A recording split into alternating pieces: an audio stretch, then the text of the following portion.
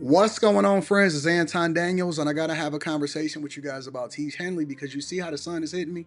This is no finesse, no makeup, no filters, no none of that. This is 100% Teach Henley.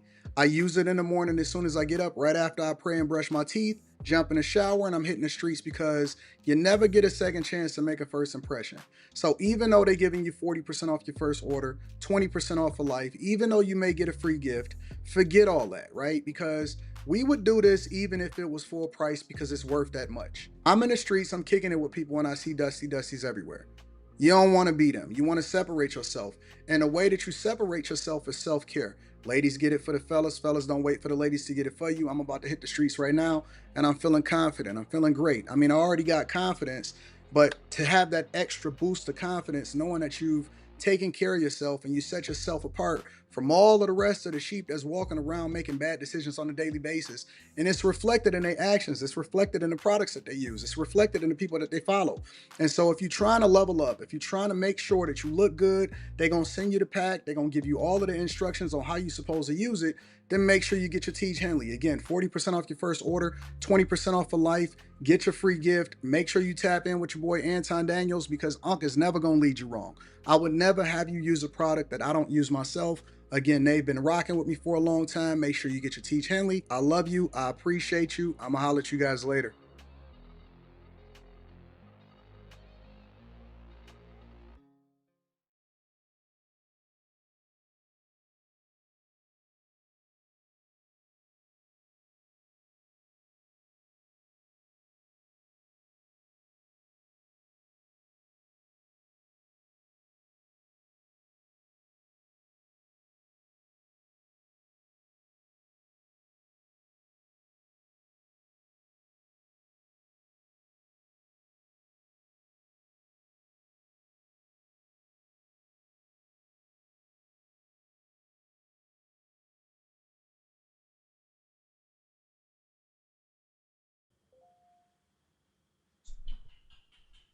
Yeah.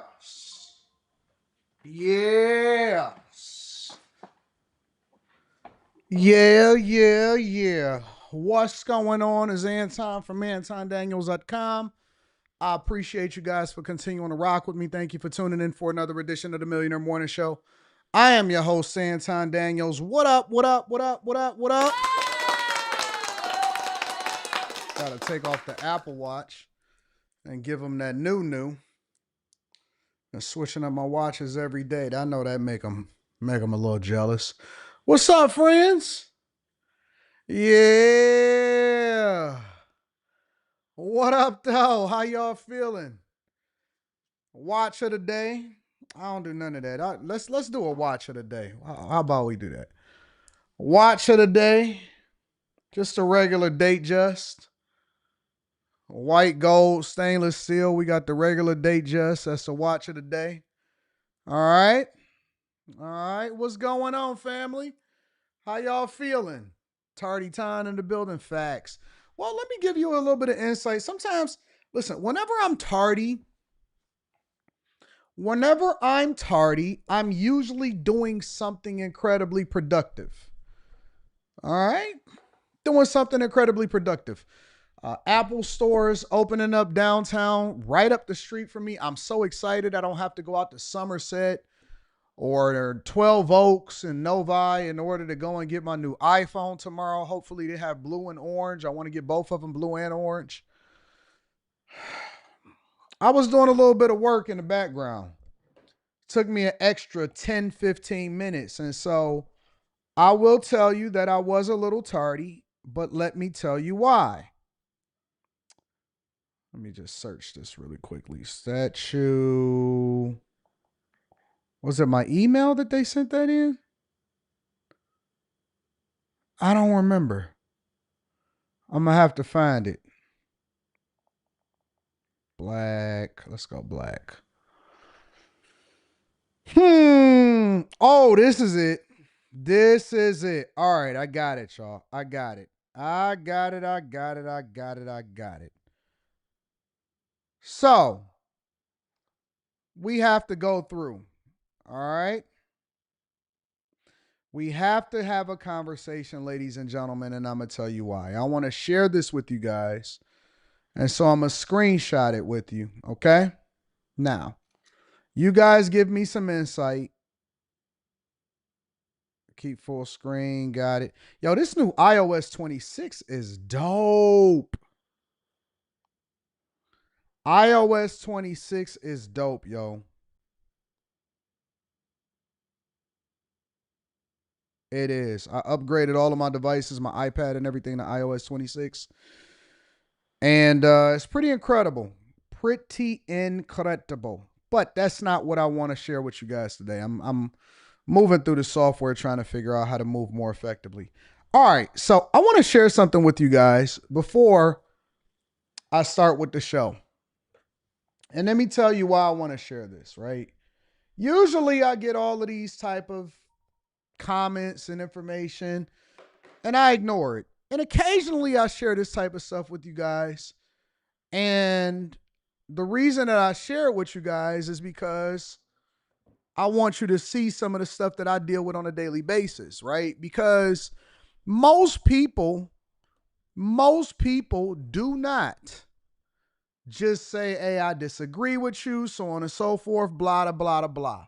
A lot of people take it way too far. So, for example, I get this email on September 17th, which was yesterday, and it's from Cassandra Franklin.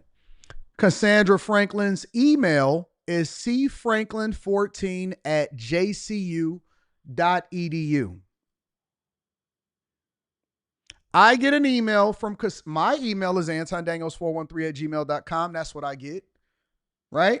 I give my email freely for people to be able to reach out to me. And apparently Cassandra likes to watch the show and or she's heard me mention my email before. Maybe she wouldn't search me out, right? And give me a second. Let me work. I'm going to take my time before we get into the show because we got a full show to y'all. We might do 7 subjects today. So Cassandra sends me an email yesterday and she says, Anton, Cassandra Franklin from cfranklin14 at jcu.edu, at jcu.edu. And she sends this to me and she says, Anton, I don't appreciate how you describe my image. You are a coward for referring to a black woman in that way. Does this woman look morbidly obese to you? Yes, the image is me. You are an embarrassment. So at first I'm thinking that, what are you talking about? I've never seen this woman a day in my life. I've never seen this woman a day in my life at all. All right. Never, not one day in my life. And then she sends me the picture of the woman in New York. And so obviously all of us reacted to this woman in New York, this picture in New York of this woman, this statue, right? And so we all looked at the statue. We all reacted to it. We said that's a bad depiction, in my personal opinion, of what a black woman should be represented like as a statue in New York City. And there's plenty of women that I think would represent black women a lot more, right? And so I'm guessing that this is her picture. So what she's supposedly saying, and give me a little bit of rope because I'm a C student. What she's supposedly saying is that the statue is her, or at the very least, a reflection of her. Now, that's not a problem, right? That's not something that I even responded to. I look at emails all the time and I say, okay, well, that's cool. No worries. I agree with you. And then Cassandra Franklin at cfranklin14 at jcu.edu. Cassandra didn't just leave it there. She didn't leave it there. Cassandra is continuously sending me multiple different things online, which I think is embarrassing. But who am I? Who am I? I want to share it with you guys because she's continuously harassing me and I don't know why. And I don't know what to do about it. So I'm going to share with you guys. Oh, I just got a new email from her right now. I'm going to go ahead and share a couple of these with you guys right now. Just got a new one. I don't know if she's at work. I don't know why she would be using her work email in order to send these to me, but I'm going to screenshot them and I'm going to share them with you guys just for evidence. And then I want you guys to tell me, how you would handle it, okay? Because I'm a nicer person now. So I choose not to engage in negative behavior. But again, I want to make myself accountable, not saying that I should be tardy, but I definitely want to make myself accountable to my tribe and help y'all to understand why I got distracted and why it took me a little bit of time in order to make sure that I meet you guys today. So, she definitely sent that to me, okay? But here's a couple of other things that she just sent to me right now, okay? The first thing she says is, "You remind me of a silverback gorilla." I cracked up. I said, "This woman is crazy." You remind me of a silverback gorilla. So that just came at 12:17. That was just literally maybe 8, 9 minutes ago. And then after that, she says, "I bet your wife is ugly as F." And so see Cassandra, or I'm sorry, Cassandra Franklin, and I started to reach back out to her at cfranklin14@jcu.edu. I was able to go over to John Carroll University over in Ohio, which apparently that is what the EDU is from. And I did a little bit of searching and digging, and I put in her name and stuff like that, and I found out, don't worry about it. I don't want to dig into it. I guess my point is, and this is what I want to emphasize to you guys right now, okay, is that a lot of people are unhinged. And when I said to you guys that I didn't believe in doxing people or harassing people, and I felt sorry for different people that were being identified and losing their jobs, and I said that I didn't like that. And one of the things that I stood on was the fact that I don't advocate for anybody to lose their form of income. I didn't advocate for anybody to lose their form of income. I meant that. And so what I'm asking you guys as a person that, look, listen, I got rules. My only rules that I ask for people to do, which people break them all the time. People in the audience break them. Content creators that talk about me and react to me break them. I say, hey, listen, let's just keep it on me. Let's keep it on each other and keep it on the dialogue that we have. You could say anything that you want to say about me. I'm not tripping about it. I actually look at it as a benefit. Is that Cassandra again emailing me more?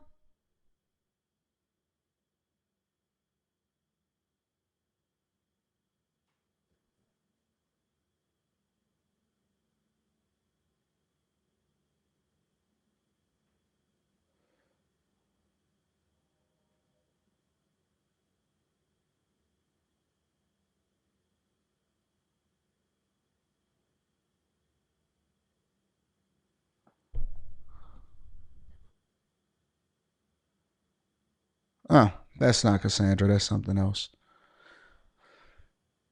Anyways, like I was saying, I am a person that is a nice guy, but I operate based off of rules, right? Rules that I have for myself, and then basic rules that I think that I should apply to humanity.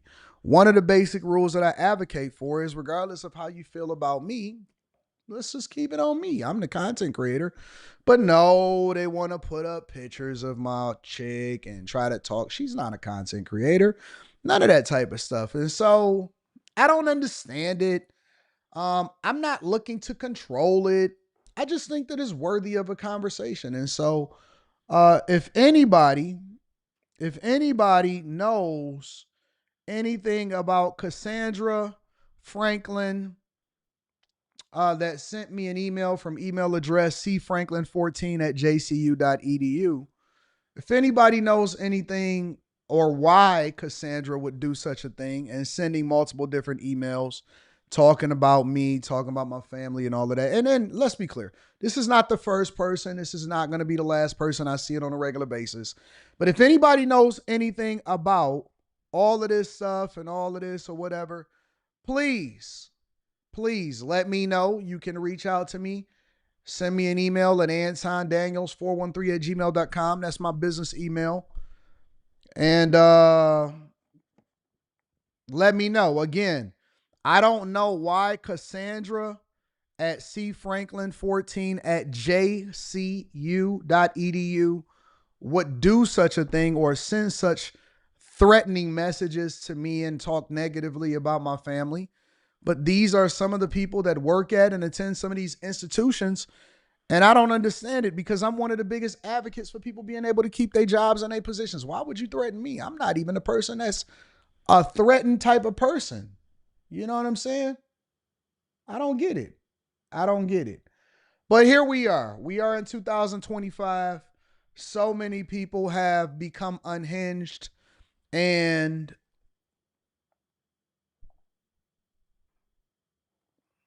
it's unfortunate. But I don't hate anybody. I love everybody. I love everybody. When I react to people, I react to what it is that they say, and I just give my opinion. And I just go from there. Anybody can clip anything from my show. If you want to react to my show or you want to clip certain things and all of that, feel free. You know what? I believe in fair use. I'm not targeting anybody. I'm not telling anybody that they need to take their videos down. Just make sure that it's a reaction video, that you significantly transform it and you have a conversation and we go from there. Okay. All right. So y'all ready to get started with it? I want to make myself accountable to the people in the show. And I want to let y'all know that I apologize. I apologize for having to go through and deal with such negative, nasty behavior from women. Women, where do y'all get these nasty mouths from?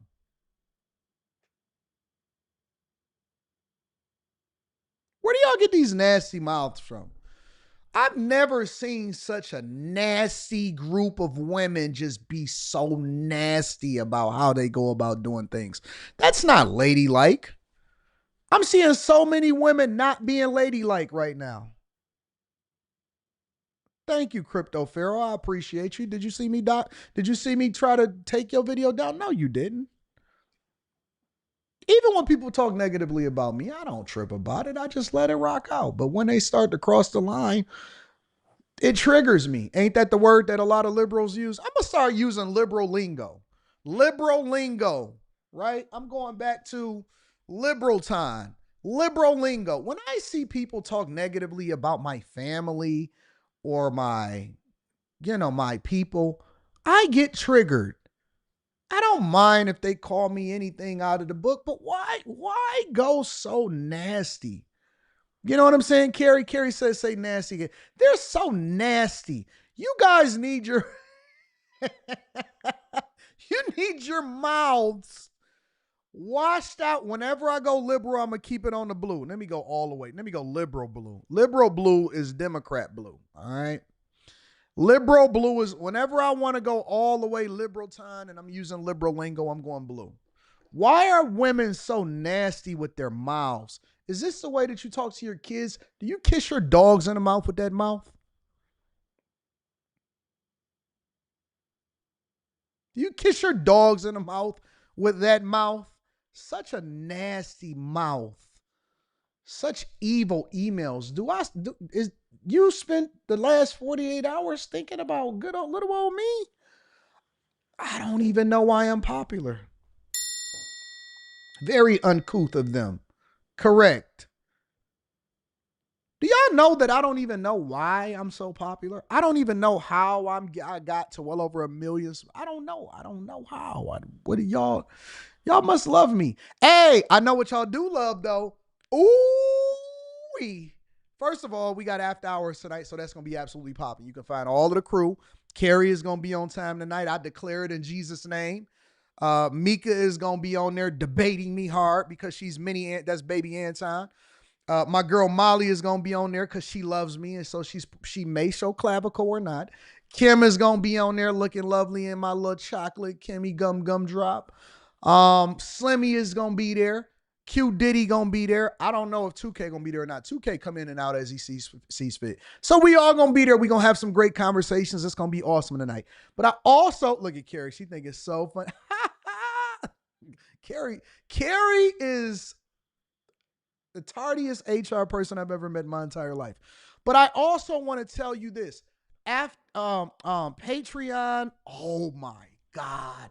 I rewatched my own Patreon yesterday. For anybody that was in the Patreon yesterday, let me get it off of liberal time. Let me get it off of on the money time. We talking about Patreon. We talking about the money.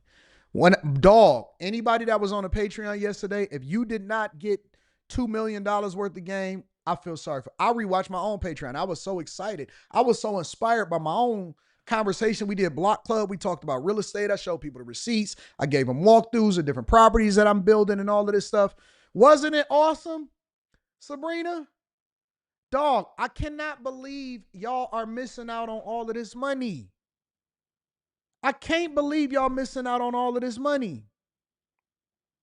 It was so good yesterday.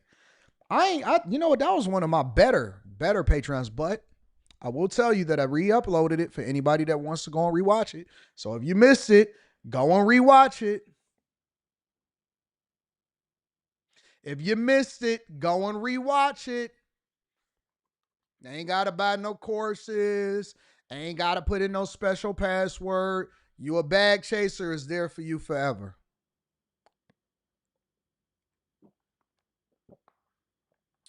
Link to the Patreon is in the description as well as pinned to the top of the. I gave y'all everything. I gave y'all some of the people from the real estate that been doing real estate for 17 years. They sent me a message. I'm going to share it with you. They start dropping messages in the Discord. I said, I got to share this one. I don't usually say anything, but I got to share this one. And then we're going to go ahead and get started with the show. We got a full show for y'all today. I got to share this one.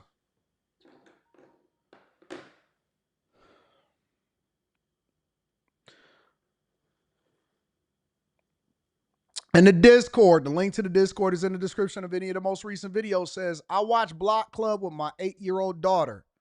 I've been investing in real estate 17 years. My daughter says, AD explains this so much better than you. I was loving the fact that she was so engaged with the conversation. Shout out to AD for only dropping one cuss word while she was watching. She said, don't worry, Dad. You cuss too. Great lesson shared. Listen. We do this in real life. We show results in real life. We show receipts in real life. We give you the game and we don't gatekeep this junk. All of the people that's sitting there complaining, what's the information? I don't like it. I don't like the fact that my cost of living is too much. I give you the blueprint for life on how to get rich from scratch. I am not playing I show you the receipts. I show you the receipts. What more do you want from me? I done made more people millionaires in real life and they sitting there. I done made black women millionaires and they tell me that I hate black women. What? I done made black women millionaires and they telling me that I hate black women. What in the world? Why is there so many black women in here supporting me right now? Where's all my snow bunnies at supporting me at right now? Peace and Pan-Africanism. Peace and Pan-Africanism. Hit the Cash App. No, don't hit the Cash App. I'm just messing with y'all. Let me continue on with the show. I'm going to read some of the Cash Apps and Super Chats. I don't ask for it, all right? But anything that y'all give, I like to acknowledge y'all to make sure that y'all get the credit that y'all deserve. We got over 2,300 people in here. All right, it's time to go ahead and start with the show.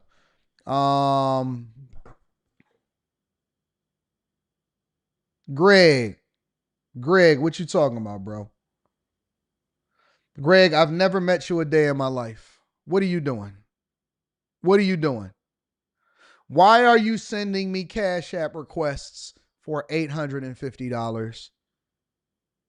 Why are you doing that? For a loan that I'll pay back. Greg, listen, Greg. I'm not going to say your last name. I'm not going to say any of that. Greg, do better.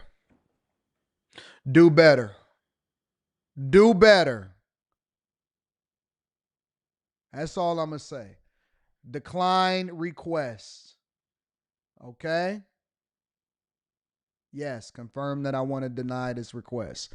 Thank you. Thank you, Greg. Do better. Don't do that. Don't do that. Shout out to my dog Artifacts with the $50 ball.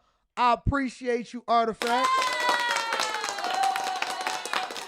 I appreciate you. Thank you for holding me down. I don't even know who Greg is. I don't know who this is. I don't know y'all. Mike that dude in the building. Shout out to Mike that dude. I appreciate you, Mike that dude. If you was a bag chaser, you wouldn't be asking me for money. Now, Cuddy in the building says, good morning, Anton. Which Dusty would you rather interview?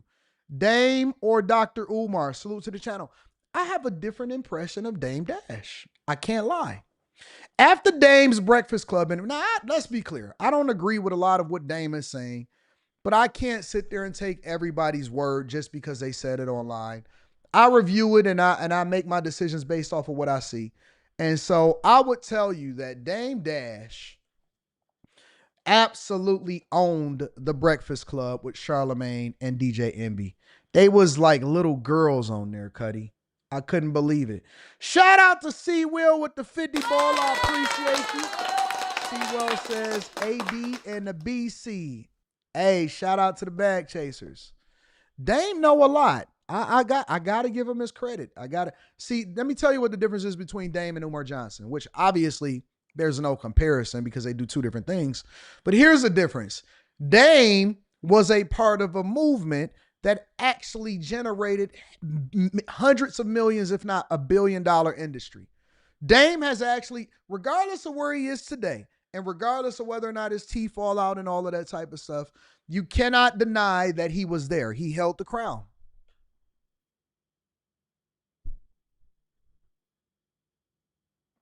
He held the crown. No matter what you say, no matter how you do it, Dame at some point, regardless of what his current circumstances is, Dame had the crown. And so I can't say that Dame don't deserve credit. I'm objective enough to remove whatever it is that I felt previously. I got a newfound respect for Dame. And so I'm not necessarily looking to interview anybody. But if you're asking me the question of who I would interview, one or the other, I would definitely pick Dame over Umar Johnson. Good morning, AD, my favorite morning show. What up, Rage King Leo? I appreciate you. Matt Washington says it's a lot going on. I would say it also. Thank you. They call me Mr. Bibb. Says much love from the East Side. Shout out to my East Side fellas in the building. Jerry, what up, Jerry? Jerry says it's the fact that she's using a school email to send this to you, like she isn't an obese black woman. I don't know what they doing. All I do is share with you guys the information and the insults that they say to me and my family. Shout out to J Ben. J Ben says we need that Gorilla Time merch. Facts. I'm on it. Folks were just scared to do the 100 versus 1 with the Gorilla just a few months ago. We can add that to the Motion Man collection. Oh, I got big merch coming. All of the merch is coming after the million.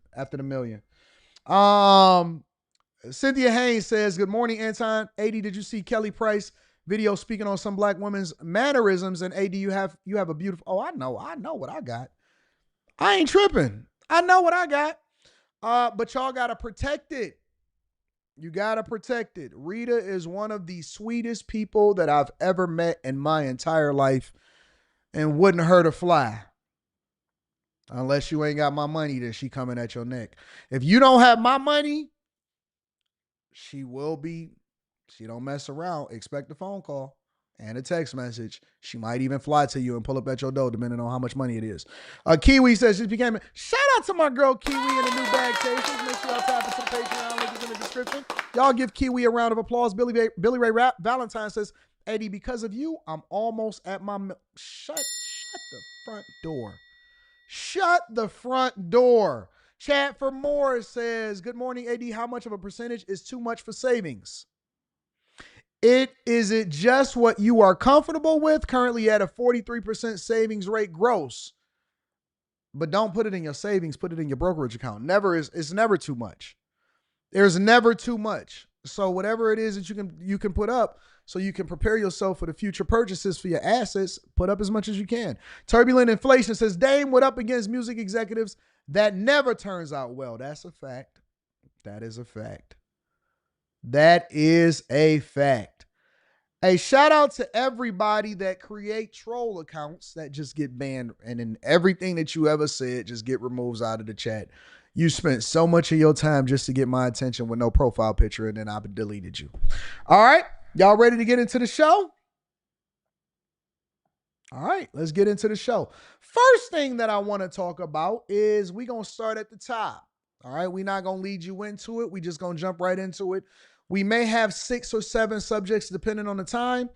But the first thing that I want to get into, and I also want to say I appreciate you guys for subscribing. I appreciate y'all for being a part of the Bag Chasers and the movement. And we almost had 19,000 Bag Chasers. I appreciate y'all. First thing I want to talk about is J. Kim. All right. I was one of the first people to break this story on YouTube. It was funny because your car had sent me the story and said, Anton, you see this? And I sent it back to him. He said, oh, man, I'd already seen it popped up on my algorithm. I said, yeah, we own it. We own it.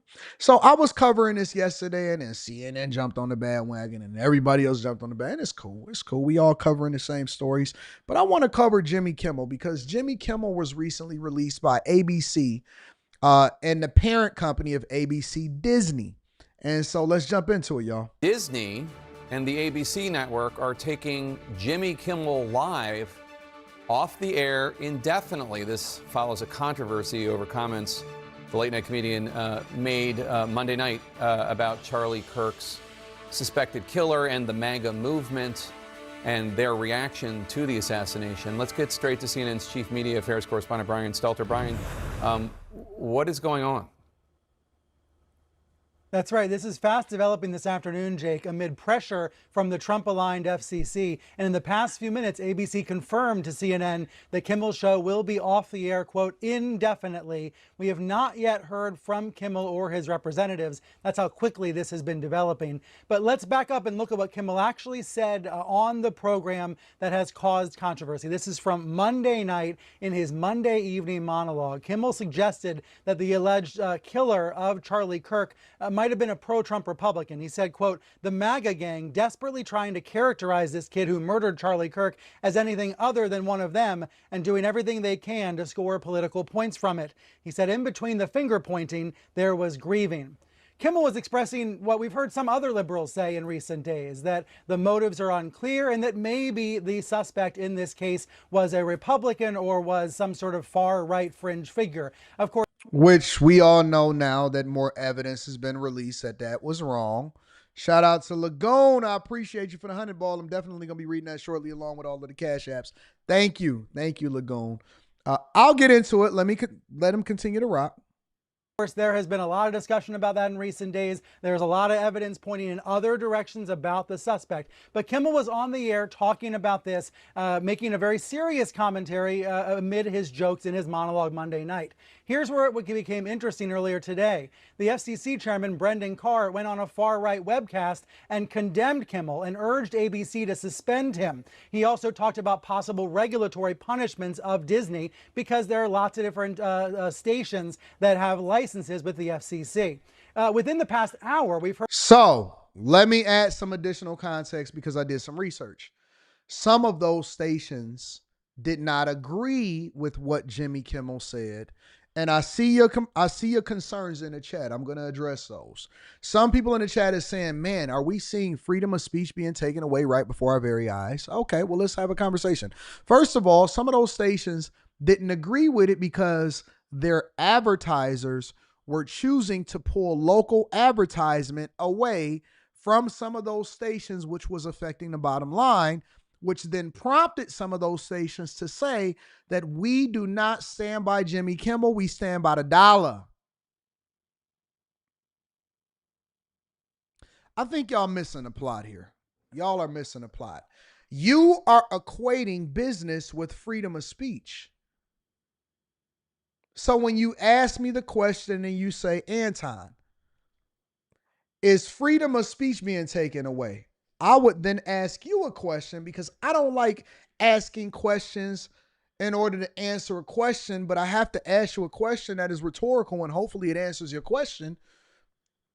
How come this same rhetoric wasn't being expressed when people were being censored, their platforms were being taken, when they were talking about the vid, the jab, when the pandemic was happening, when they didn't care for necessarily Trump, when Republicans were being censored and removed off of TV, when people were getting fired from their jobs without reason prior to this whole Charlie Kirk conversation and situation?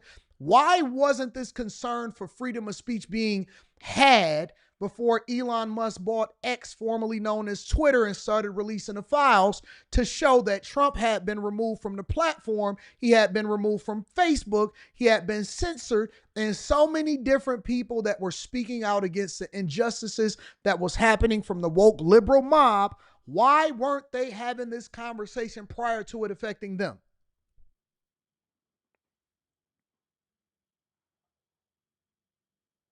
I would ask you that question first.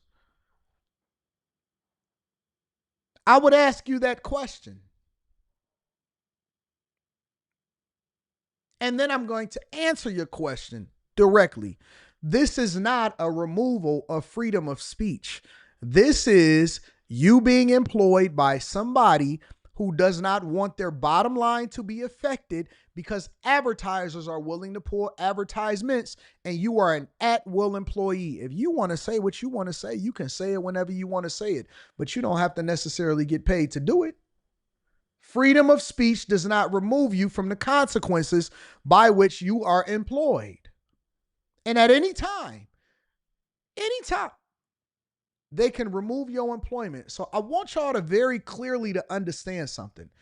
Just because you can say something, you need to evaluate the position that you have in your life and whether or not you're willing to forego an additional $16 million this year and in any future revenue that you would have gotten as a result of being online or on air. I want to be very clear.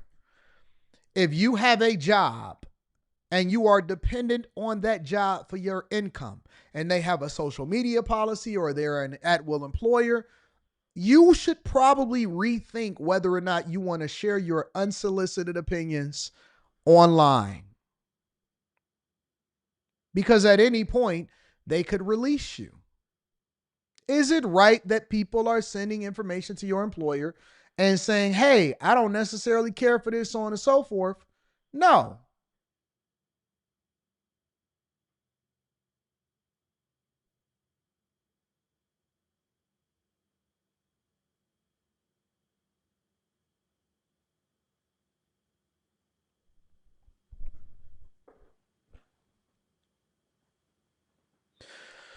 Later tonight says Jimmy Kimmel didn't say anything negative, but did it align with what it is that his employer was trying to use in order to get more advertising? Listen.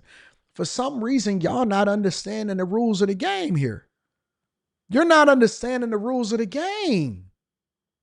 When you are employed by somebody else, you do not have the autonomy to do what you want to do when you want to do it. It ain't got nothing to do with whether or not you believe is right or wrong. The only thing that it has anything to do with is whether they believe it is going to affect their bottom line. I don't see anybody holding Nike accountable for when they let Kyrie Irving go. Remember that? Remember when they let Kyrie Irving go and they got rid of his shoe? It was one of the best-selling shoes under Nike's umbrella. And they got rid of Kyrie Irving because he liked something that was being played on Amazon. Y'all keep forgetting it's rules to this game. And Jimmy Kimmel, he effed around and found out. You're going to have to adjust to the climate. Guess what? When it wasn't cool to talk about certain things during the political climate when Biden was in office, and the whole situation was happening with the pandemic, everybody told me what I should do and I adjusted for the political climate that I was existing in at that particular time so that I can protect the bag, because I'm not a fool. Prior to me quitting my job in 2019, I was very careful about the things that I shared online until I retired and I no longer was worried about whether or not I could leverage that job to continue to put resources and benefits into my pocket. I adjusted to the climate that I was in. I don't know how you don't get it. Shut up if you don't know what to do. If you are confused, and you should err on the side of caution. Jimmy Kimmel was no different than any other employee. He was just a very high paid one. And he was making roughly $16 million a year. Now, if you're willing to stand up for yourself and you're willing to give up $16 million a year in order to do it, have at it. Is it right? Is it wrong? I don't know, and I don't really care. The fact of the matter is, you said it, your employer determines the rules of engagement, and now you sitting on an unemployment line and you being walked out the door. Heard from a big owner of stations that have affiliations with ABC, a company called Guess who didn't talk? Guess who ain't said nothing crazy? Guess who didn't say nothing crazy? The View. I went back and watched every word of it. All of the stuff that they've been saying negatively about Charlie Kirk and Trump and all of this stuff, when this Charlie Kirk situation happened, I bet you the producers and the bosses over there was like, Whoopi, shut your black lips up. Sonny Holston, shut your big head, your bobblehead up. The whole show, they were expressing, hey, listen, this is a wild time, and we need to make sure that we're not resorting to political violence from people having differences of opinion. And Trump said it about them. He said, you know, that stupid show, The View, they got to be up next. And you know what they did? Played it safe. Played it real safe on this one. I got to give them credit.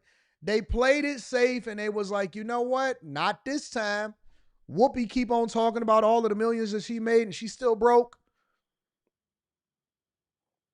Star saying that they were going to suspend Kimmel's show on their station. So in other words, about 24 stations were refusing to air Kimmel's show tonight as a result of this controversy. And then following word that some of those stations were basically revolting against Kimmel, Disney, the parent company of ABC, decided to yank the show entirely. What's up, Latoya? So that's all we know at the moment. We know that Kimmel will not be on the air tonight or for the foreseeable future because the network says the show has been yanked off the air indefinitely. Brian, just to take one issue, your interpretation of what Kimmel said, I think, is the one that Brendan Carr had and the one that the individuals at Nexstar have. But what he said specifically was, quote, the MAGA gang is desperately trying to characterize this kid who murdered Charlie Kirk as anything other than one of them and doing everything they can to score political points from it. That can be read in several ways. That could be heard in several ways. It could also be it could also be argued he's saying that what the MAGA gang is doing is just trying to make sure that they don't have any ownership of it, not necessarily that this killer, this horrible person, was part of them. I mean, I think you're making a very important point. Yeah, you're making a very important point. And let's take it a little bit step further. This was all on Monday night. Nobody seemed to notice this yesterday, Jake. This all erupted in the past few hours when the Trump-aligned FCC chairman decided to point at it. Now, I've heard from him in the past few minutes, Brendan Carr, thanking Nexstar for doing the right thing by yanking the show. He has not yet commented on ABC yanking the show altogether across the entire country. But let's remember that when Stephen Colbert's show was canceled over the summer, what did President Trump say? He said, next up will be an even less talented Jimmy Kimmel. It is clear that pro-Trump allies have been trying to target ABC over Kimmel for several weeks now, and tonight they've prevailed. Here's the thing. And again, I'm never going to advocate for anybody to lose their revenue and lose their ability to be able to earn. All I'm telling you is what the climate is and how you can avoid fumbling the bag yourself and not being the next Jimmy Kimmel, but within your own sphere and your own job. But here's the thing, and I want y'all to be very, very clear about this. Y'all started this game. The game that is affecting a lot of y'all the most, this is the game that y'all started. This is the game that y'all chose to play. Why y'all crying? Why are you whining? Why is this an issue for you? Why do you see this as a problem if this is the game? Because I don't like the game. I don't like doxing. I don't like people going back and forth. I don't like the insults. I don't like people jumping off the bridge. I don't like people trying to find out where people live. I don't like people putting people's spouses on a cover photo in order to get views and all of this stuff. I don't do that because if I go dark, it's going to go all the way dark. But what I'm saying is stop playing the game that you don't want to play if you don't want it to play against you.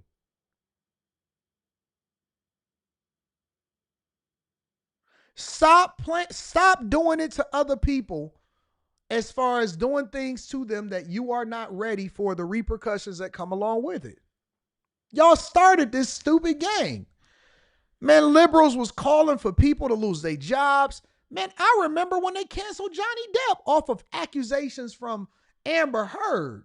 And then even when she was proven to be a narcissist and a manipulator and trying to take his whole life and his whole situation, nobody came back and apologized.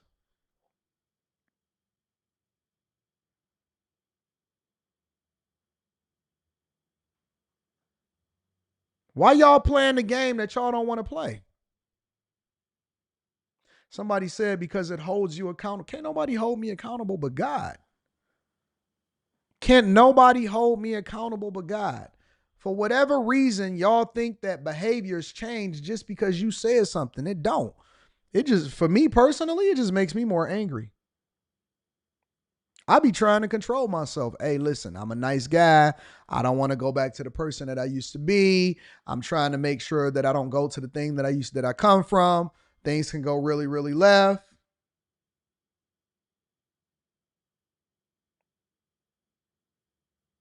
What makes y'all think?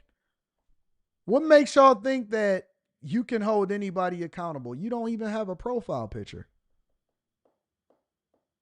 Who checked me in public?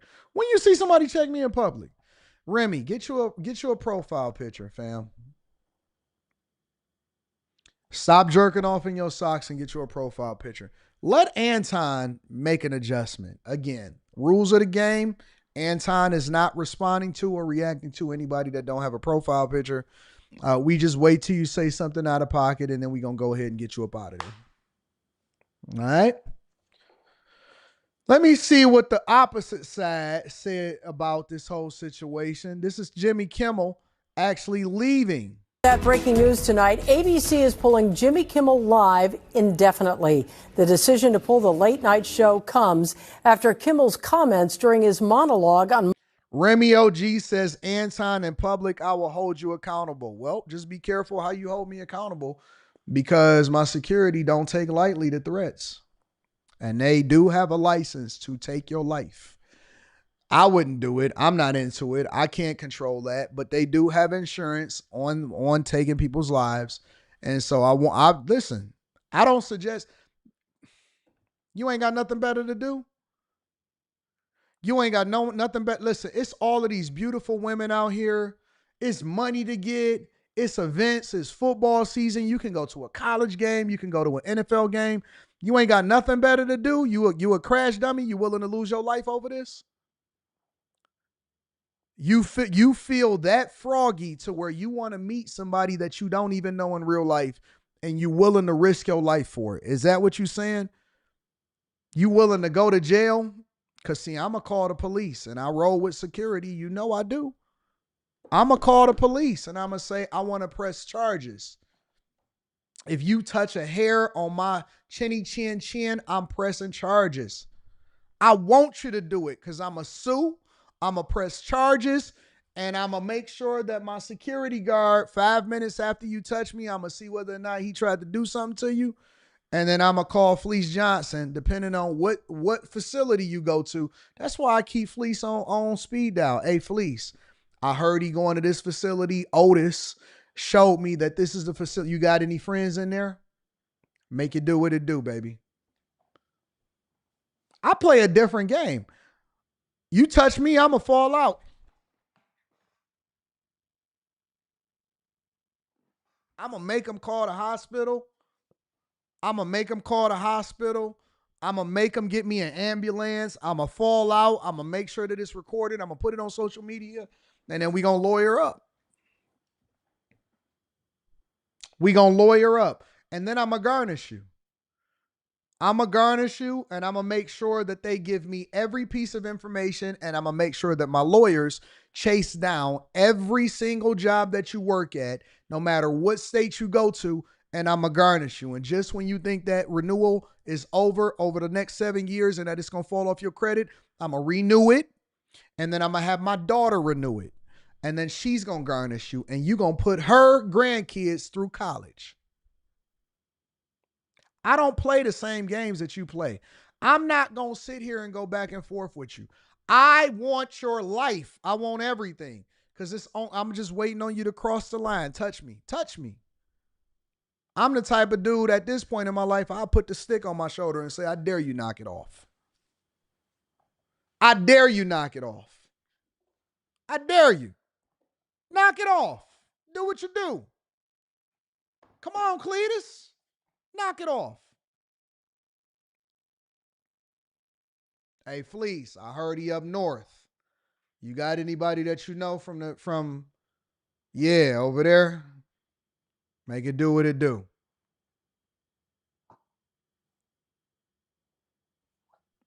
Leave me alone. Leave me alone. Monday night about the man accused of killing Charlie Kirk. Tonight, President Trump praised the move by ABC to pull Kimmel from the air. NBC4's Robert Kovacic live right now in Hollywood, where Jimmy Kimmel just left the El Capitan Theater. Robert.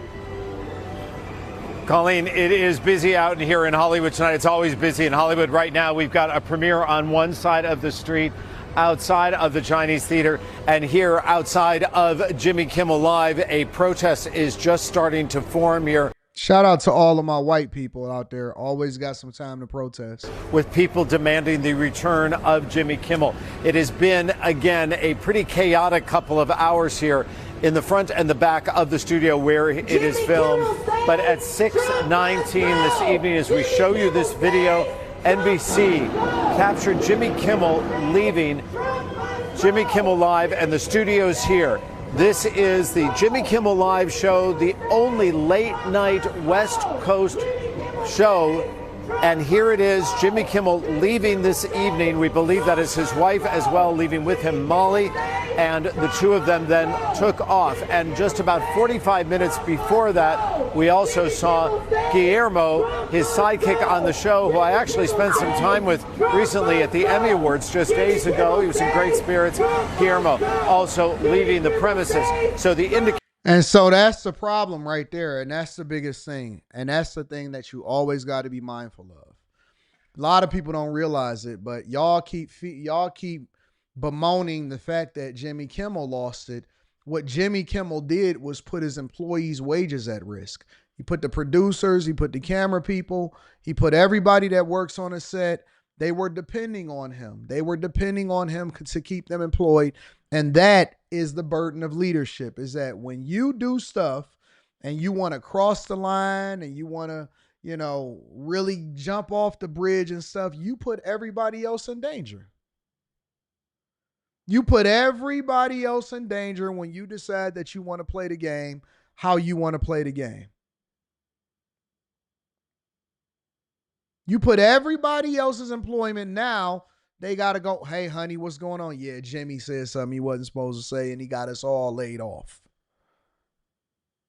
They was trying to figure out whether they was going to lay us off, but, we was slightly profitable, and now Jimmy got us pulled from some of these other networking stations, and so now we got to go home, and so we mess up the bag.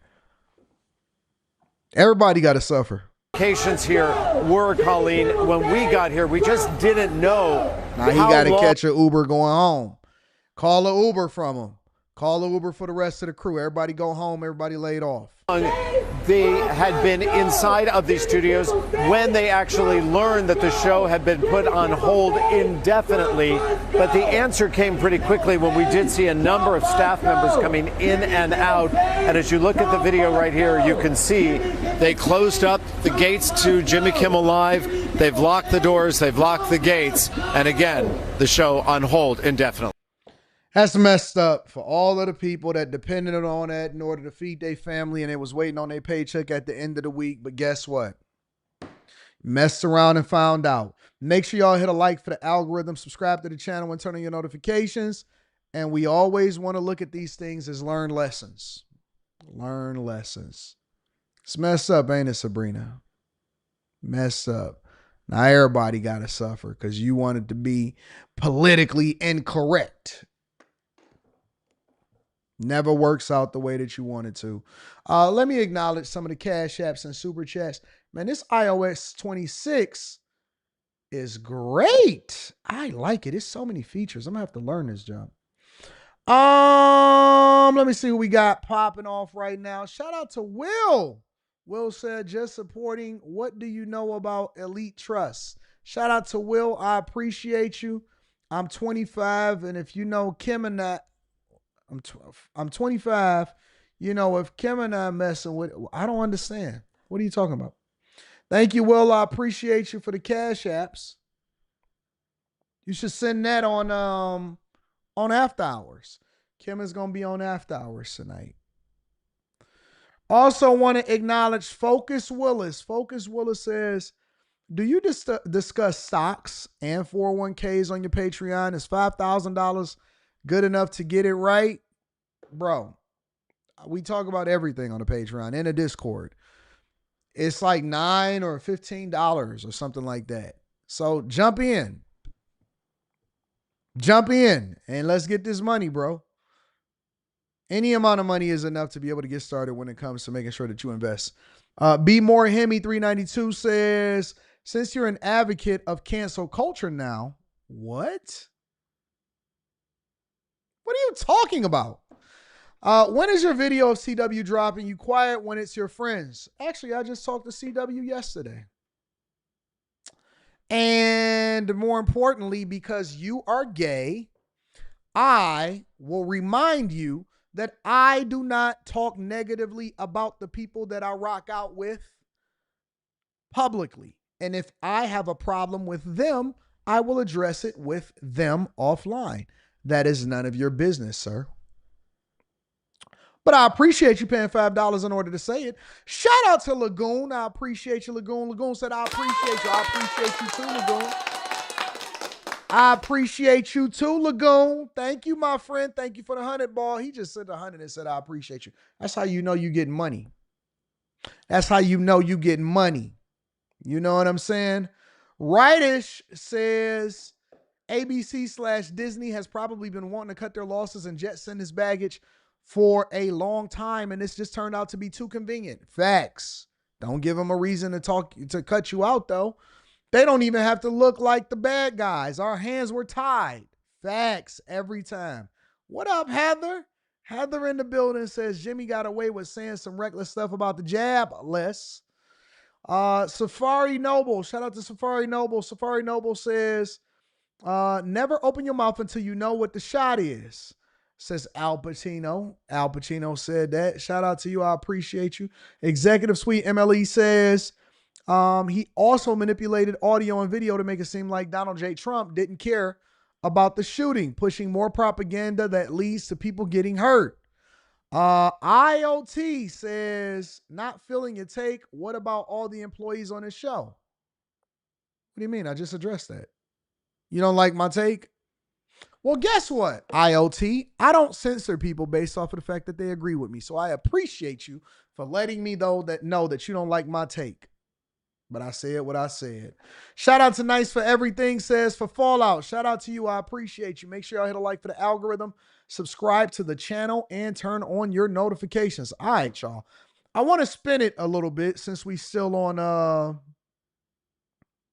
since we still on the whole Charlie Kirk conversation before we move over into the next thing.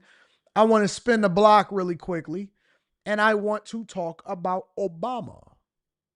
Michelle Obama and political assassinations. We don't necessarily agree with. And I was talking to Michelle. I said, Michelle, do you think that the community would be appreciative if I allowed for this host that we have coming up to ask me some questions. And if I could speak about Charlie Kirk,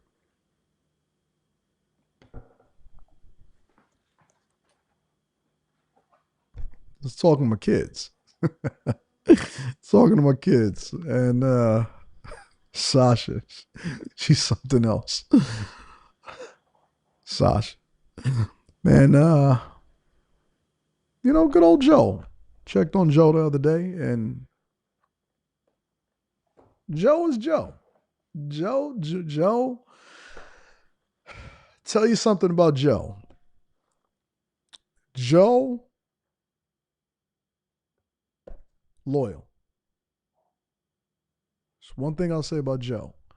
50 plus years being a legislator. Something about him. Joe's doing good. Joe's good. Everything's good. It's Michelle. Podcasts. I like the episodes. Did you see the one that I was on? Craig got to do better on that. Her brother, Craig, looks just like her.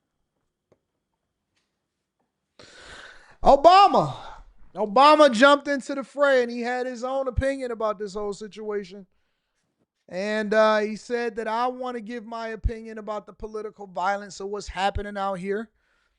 And he gave his own perspective, and so that's what we're going to review right now. Make sure if y'all need me to do an Obama voiceover, I got you. This is what he said, y'all. Let me go ahead. I think it was somewhere earlier in this whole live stream, this hour and 16-minute live stream. It's fairly early in it. Let's see. Mentors and training so that they can maximize their impact. Presidential life had happened.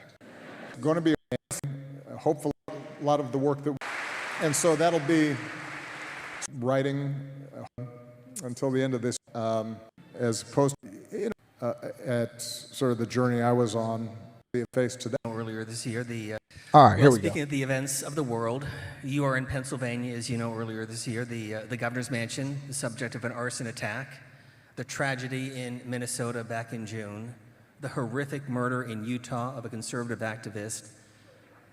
Are we at an inflection point in our country? Where are we today? Well, we are certainly at an inflection point, not just around political violence, but there are a host of larger trends that we have to be concerned about.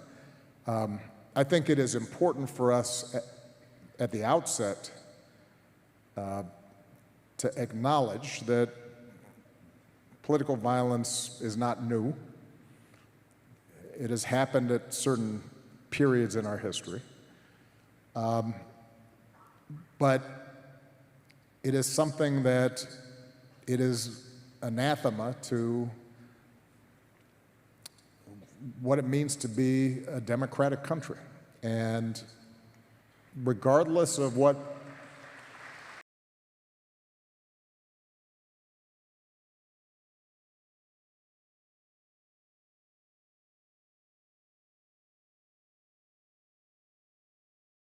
I'm sorry, I was muted. Is it me, or is Obama becoming slower in his rhetoric or the things that he's saying nowadays? And I don't know if it's because he's being careful with his words, or he doesn't have a teleprompter, or he's just getting older and he's being I don't know what it is. But Obama is being very, very careful with his words lately. And I don't know what that is. Or he's talking a lot slower. Takes him a long time to get to his point. I don't know what's going on. Regardless of where you are on the political spectrum, what happened to Charlie Kirk was horrific and a tragedy. What happened, as you mentioned, to the state legislators in Minnesota, that is horrific. It is a tragedy. And there are no ifs, ands, or buts about it. The central premise of our democratic system is that we have to be able to disagree and have sometimes really contentious debates. All right, now, where were we? Okay, what I was saying was it only takes one idiot to mess everything up. And so what are you supposed to do? Are you not supposed to take the threat serious? Do you take it lightly? Do you make the adjustments? You just keep on trucking? No, you got to take it seriously. So I don't believe that we'll ever be able to civilly have a debate to where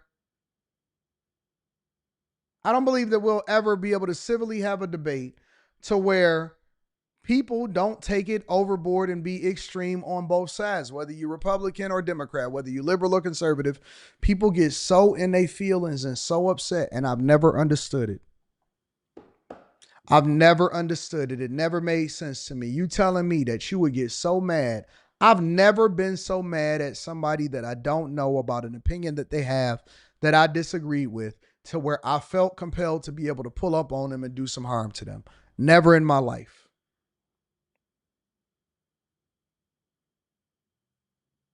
Never in my life. You know what I did? Stop watching them.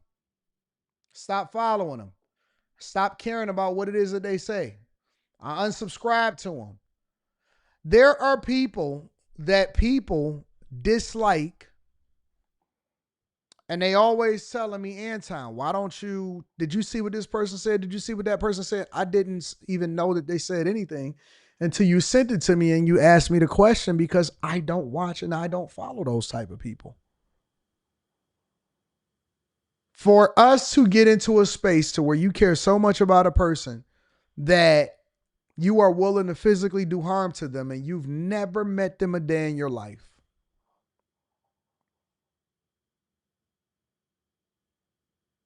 That is so irresponsible. So I agree with that. I agree with the fact that he's saying that, you know, we need to get to a point that we can't stop debating, but at some point you got to start thinking self-preservation also. We can't have a debate about the ideas that people who were victims of political violence were promoting. And so I've noticed that there's been some confusion, I think, around this lately. And you see Obama, he's trying to play both sides right now. He's playing both sides right now. And frankly, coming from the White House and some of the other positions of authority that suggest, even before we had determined who the perpetrator of this evil act was, that somehow we're going to identify an enemy. We're going Let me see if I can. To people during their period of mourning and shock. We can also, at the same time, say that I disagree with the idea that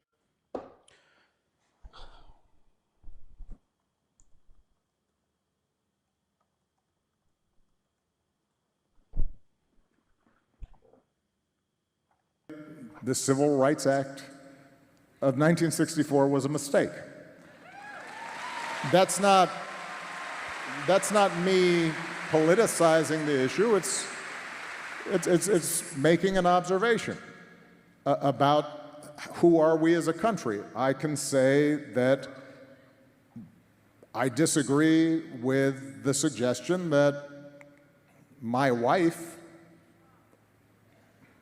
or Justice Jackson does not have adequate brain processing power. And so this is always the play of, and you know what? I think that Obama is smarter than this. I think that Obama is way smarter than what he's letting on. Don't y'all know that Obama is playing y'all? Obama is incredibly smart. He's incredibly smart. He's very wise, and he knows what he's doing. And so he understands the context by which Charlie Kirk was speaking about certain subjects. He understands specifically about, and see, he wants to insert his wife or a Supreme Court justice as a black woman into the conversation in order to try to justify Charlie Kirk saying that certain groups of people should not be in certain positions based off of diversity, equity, and inclusion.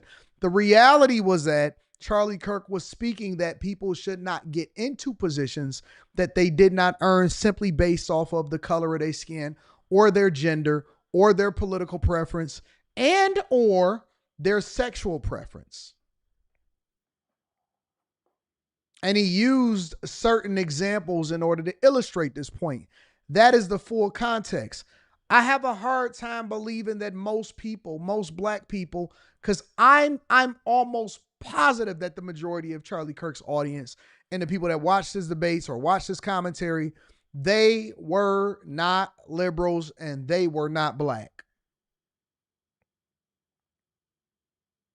They were not liberals and they were not black.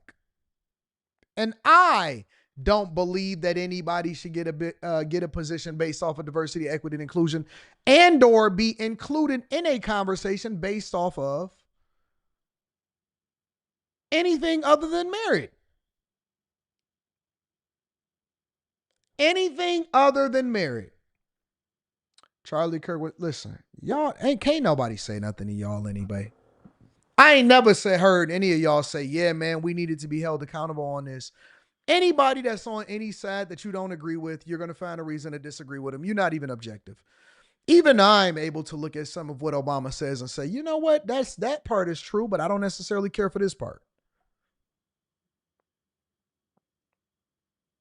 Y'all lies. You're lies. You're lying. You're lying. You're lying, and I know you're a liar, and I'm so tired of you lying, acting like you know what Charlie Kirk stood for, or what it was that he was saying, or what you disagree with, or what you agree with.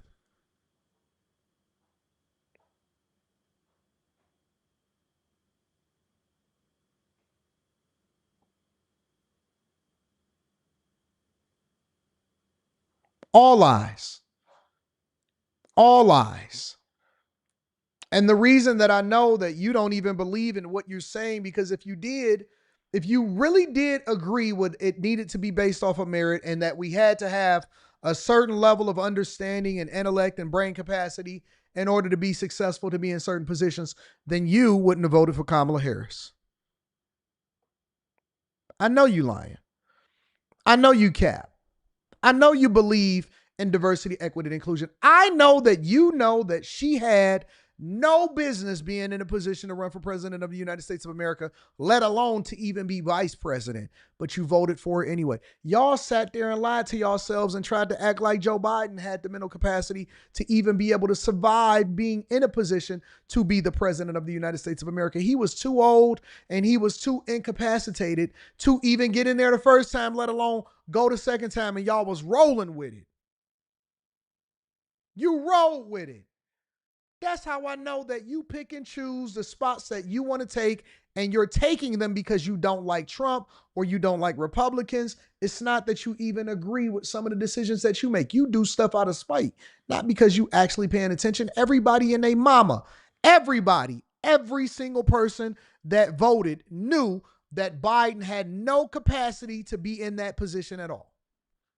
Everybody knew that Kamala Harris had no business running for president of the United States of America. No business at all. If you're telling me that Kamala Harris is not a DEI pick when it comes to running for office and y'all voted for just because she was an AKA.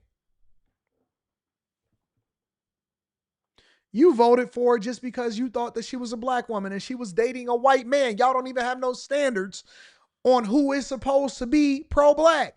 You hate men that date white women, but then you voted for Kamala Harris because you said that she was black, but she is married to a white man. Everything that you do is DEI. Everything that you do is a DEI play. You give people opportunities and you rock with them just based off of identity alone. Because if it was anything other than identity, you wouldn't have a geography teacher as the mayor of Chicago running the city into the ground. No way in hell that Lori Lightfoot should have ever been mayor of Chicago before him. No way in hell you're going to sit here and tell me that Karen Bass was the best person for the position to be mayor of Los Angeles. Every single thing that y'all do is DEI. But see, we're going to skip over that part. We're going to skip over that part. And he wants to use, my wife. You tell me Michelle doesn't have brain capacity? No, I'm not going to tell you Michelle don't, but I'll tell you that Lori Lightfoot didn't. I'll sit there and tell you that Brandon Johnson, he used big words, but he don't know how to balance a budget.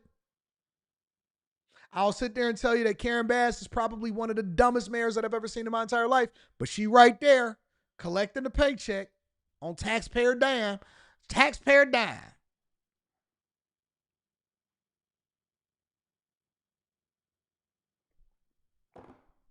Here we are. But here we are. Can cite example after example after. Tell me that Hillary Clinton should have been president of the United States of America.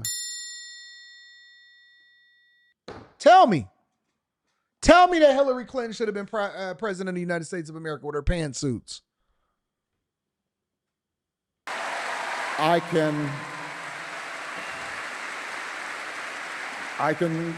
can say that I disagree that Martin Luther King was awful. I can disagree with some of the broader suggestions of that liberals and Democrats are promoting a conspiracy to displace whites and replace them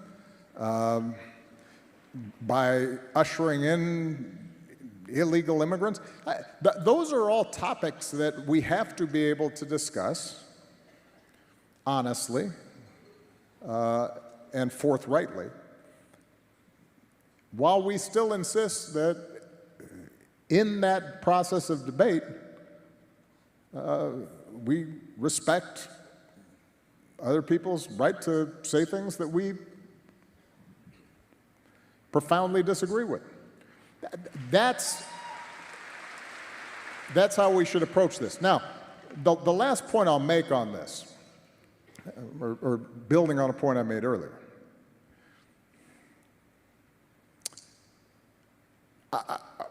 I've been very impressed with Governor Cox in Utah and how he's approached some of these issues. I suspect Governor Cox and I disagree on a whole bunch of stuff. He is a Republican, a self-professed conservative Republican. But in his response to this tragedy, as well as his history of how he engages with people who are political adversaries, he has shown, I think, that it is possible for us to disagree while abiding by a basic code of how we should engage in public debate. I think your own governor here, Josh Shapiro, has done the same thing. When I was president, in the aftermath of tragedies, when Dylan Roof went into a black church and, based on his own words, shot a group of folks who were engaged in Bible study and who had invited him in.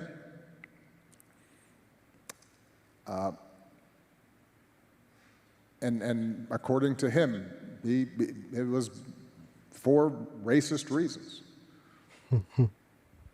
As President of the United States, my response was not, who may have influenced this troubled young man? I want to share something with y'all really quickly, okay? I want to share something with you. I want to share because there's a lot of debate back and forth about what Charlie Kirk said about the airline pilots. I see Uncut Underground in here.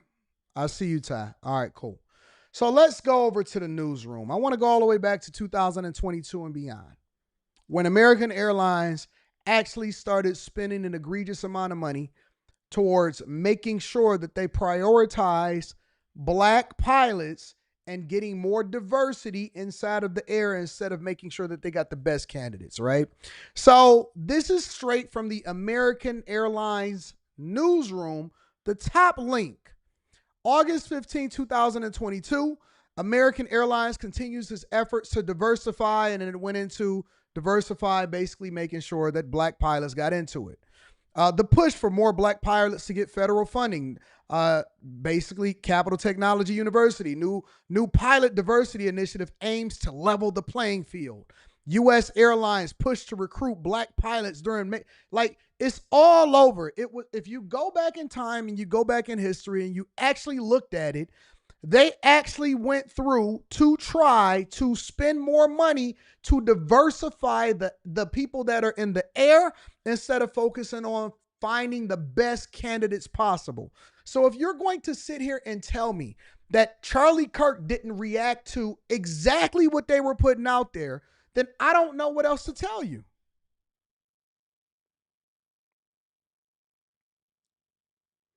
It's on the American Airlines website, literally. Then American Airlines goes through and they decide to drop the practice of diversity, equity, and inclusion. And this was before Trump even got into office. They dropped their diversity-focused hiring practices.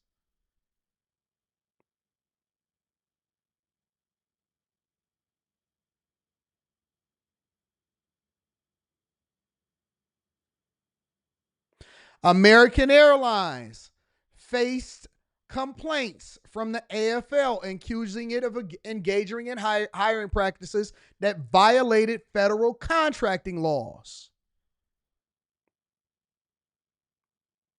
They prioritize race and gender over merit in hiring practices.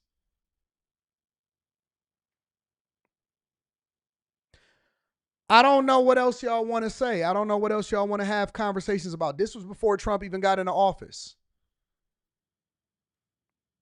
This is one of the reasons that it actually sparked conversations about who is qualified to actually be in the air. Are y'all hiring the best pilots? Are y'all hiring the best pilots, or are y'all hiring people based off of their race and gender? See, the internet is forever, and we don't have to sit here and play this game.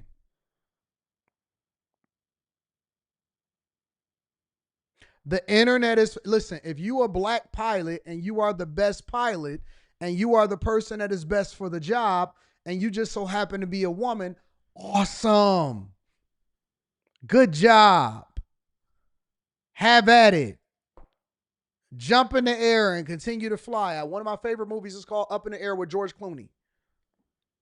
But if you got in based off of disqualifying somebody else in order to get you in based off of your look or the fact that you got a coaching, then I am not rocking with it. And his complaint was valid considering that American Airlines was openly promoting this. Y'all not this dumb. You're very smart. Stand down, big dog. Stand down. Stop having these talking points based off of how you feel. Stop standing on it based off of race. Y'all so racist. You're a racist person. You're a racist person. You're racist. You are a black racist person. That is what you are. I don't know if let me tell you what white people can't do. White people can't tell you directly to your face that you are racist because y'all gonna sit there and say, oh, you racist for saying it. You're fascist, whatever. I'm cool with whatever it is that you're going to call me because you're going to say it. You were saying it before I said that you was racist in the first place. I'm going to tell you directly to your face. You are evil and you're racist and you hateful and it's in your heart and you got a black heart and you're never going to be successful as a result of it. And you're limiting your reach because you can't get to the next level because God don't like ugly and he don't like you. And you racist and you're evil. And that hateful heart is going to carry over into your kids. And when you sitting burning in hell because of how ugly and evil you are, your kids are going to be following right in your footsteps, and you're not going to be able to bring yourself back to life to have a conversation with them, because demons don't get a chance to be able to give people better advice as to how to live their life, and you pass on a generational curse. And that's the that it don't get no more. Listen, I don't care. I don't care if you don't like it. I don't care if you disagree. I don't care how you feel about it. You are basically making your children and the people around you demons. You are a demon in real life.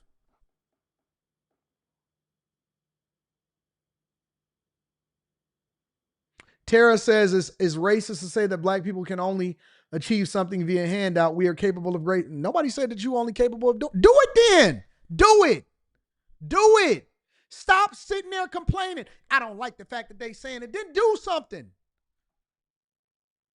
If y'all so great at what it is that you do, then do it. Create your great community. Increase your property values. Fix your neighborhood. Stop the killings. Snitch on the killers that's in your neighborhood and the people that's selling drugs to your community. Get good grades. Stop needing incentives in order to get you into STEM programs and start going into AI, machine learning, and cloud infrastructure. Do it then. Stop sitting there telling us what you don't like and what you don't like people saying. Then do it. Most people that actually is about that life, they use anything that anybody say against them as negative motivation in order to propel them forward. We don't want to hear that shit no more.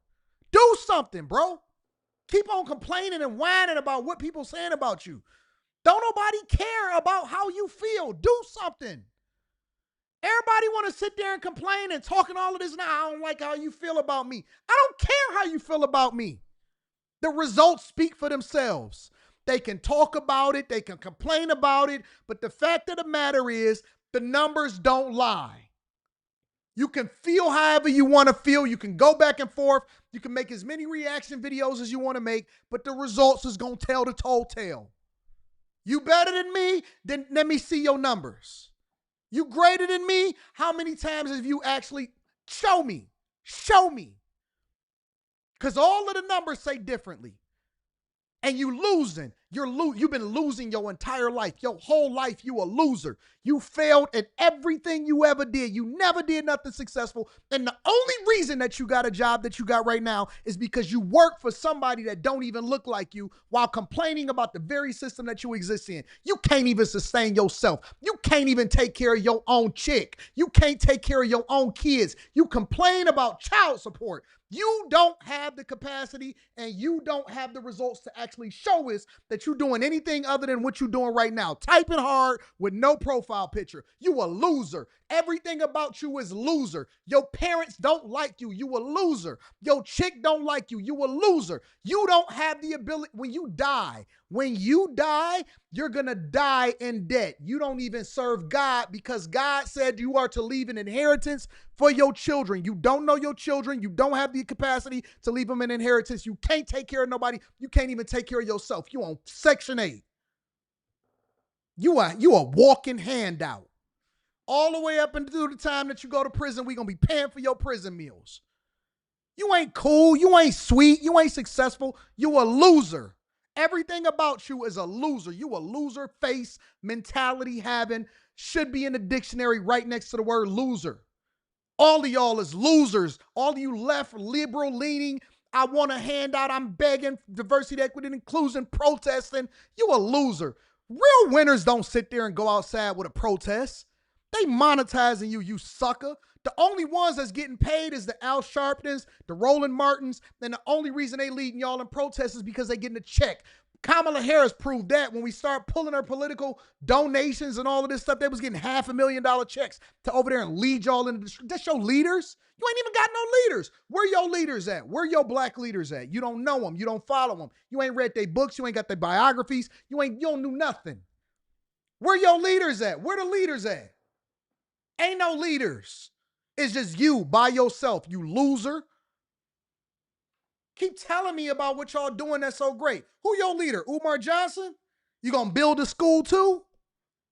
How many people you employ? Nobody. You ain't even got a job yourself. We're not even gonna talk about employing nobody because you don't have a job. Broke. One paycheck away from losing everything. Go and live in van life. Nobody worried about you. You know why I don't care about when people say stuff about me? Because they have no power. You have no power. You can't even survive on your own. I watched the guy that did a live stream about me one time back in the day. Y'all know about it. He was homeless. He was taking showers at the gym. He was homeless. What am I supposed to do? Fight this dude? Am I supposed to fight him? He was homeless. He was taking showers at the gym. He had a record.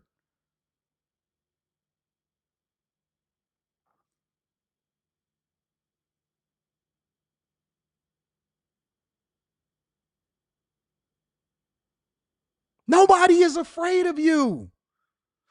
Newsflash. Nobody is afraid of anything that you got going on. Nobody. Nobody. Not a soul on this earth. They trying to save you from yourself. Handpick them one at a time. Maybe this one can get it. Nobody is afraid of you. Nobody. We know you have zero power. You a Twitter typing, no power having, can't give nobody a job, begging for one yourself.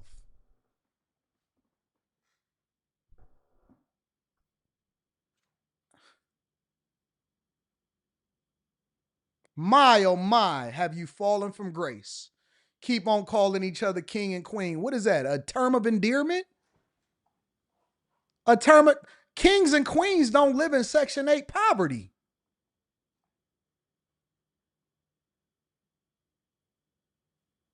I didn't know that kings and queens was living like paupers and is looking for federal handouts. Banging in the hood that you ain't owning no property in. When the last time kings and queens sold drugs in their own community and was giving props to people that did so?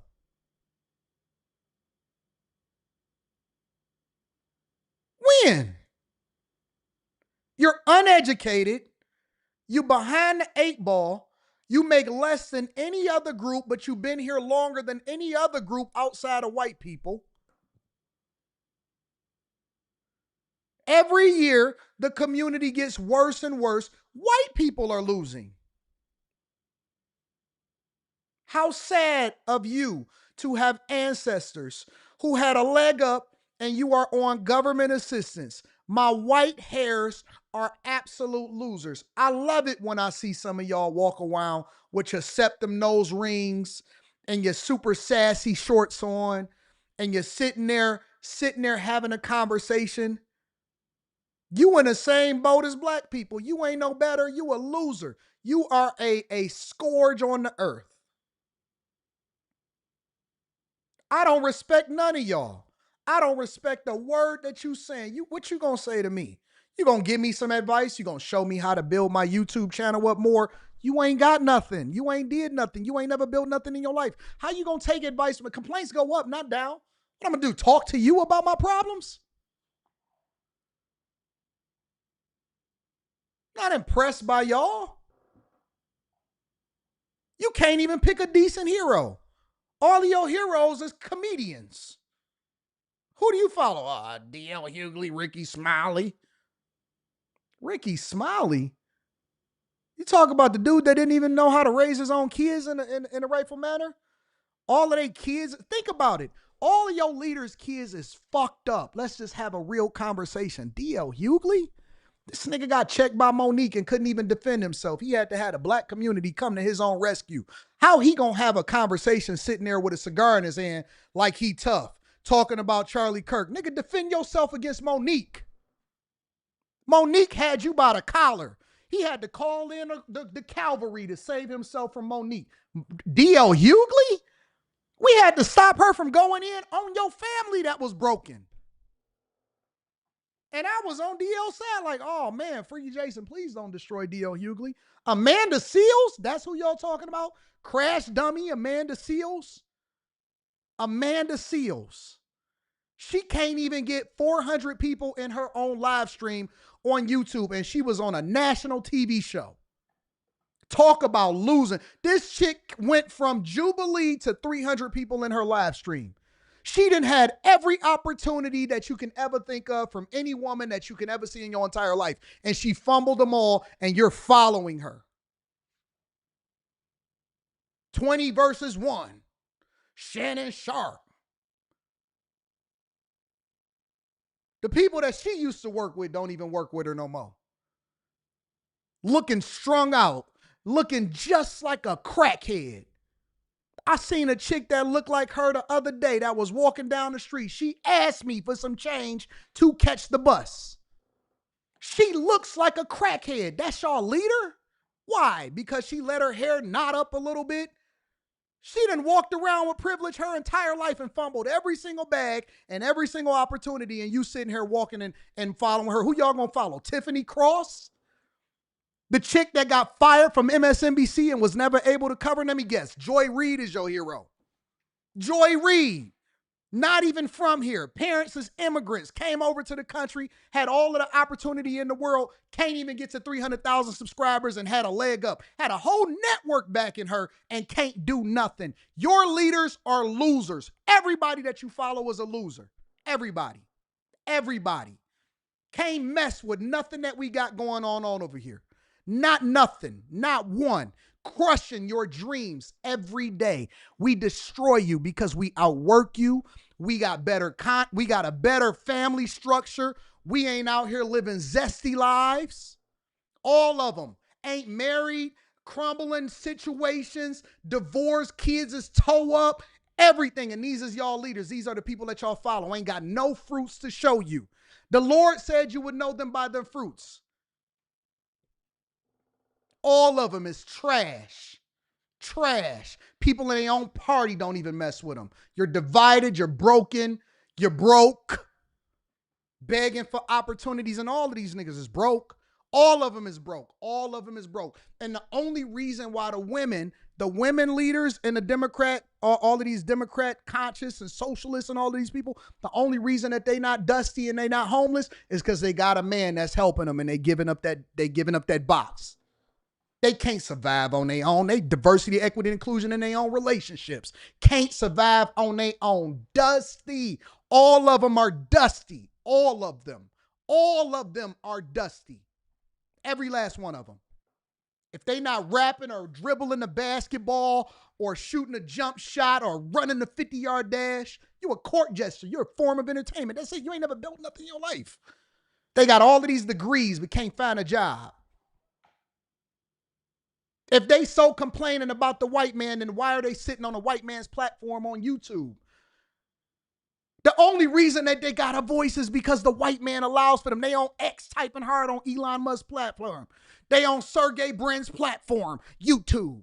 Go over the fan base. Go over there with them.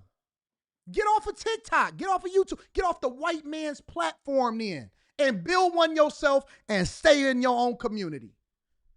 Always looking for somebody to give you a handout. Whining like a little hoe. We hate women that whine all day. That's what y'all sound like. Always begging. Please, y'all gonna give us some reparations. Trump just recently gave y'all another $500 million to go to the HBCUs. You're welcome. You're welcome. Whining. Why? I can't believe Anton is just getting reparations. And what you gonna do about it? What you gonna do? You gonna beg some more?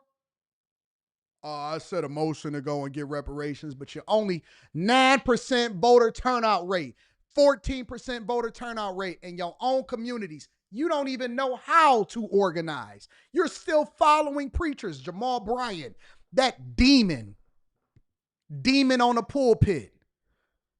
Demon. Jamal Bryant is a straight up demon in listen, I'm going to tell you the honest to God truth. He's a demon in real life. In real life, he's a demon. That's why he took over a demon's church. Bishop Eddie Long, demon. Ain't none of y'all ever really had no real jobs. Ain't got no background, was never in finance, was never in technology, never really did anything. You got a bunch of degrees, but it's all in African American studies. Who cares?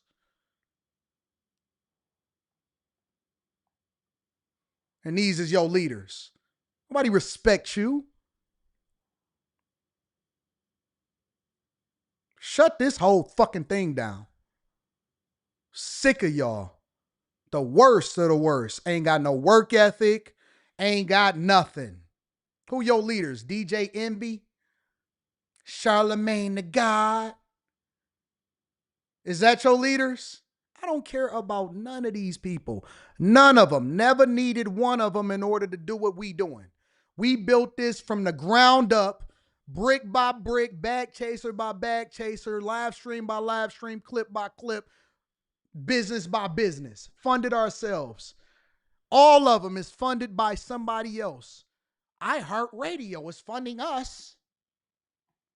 Charlemagne talking all of this black stuff every single day, and I see him over there with Andrew Schultz. We're the brilliant idiots. Get the fuck out of here. Sick of y'all. Brilliant idiots. Fake black people. Fake.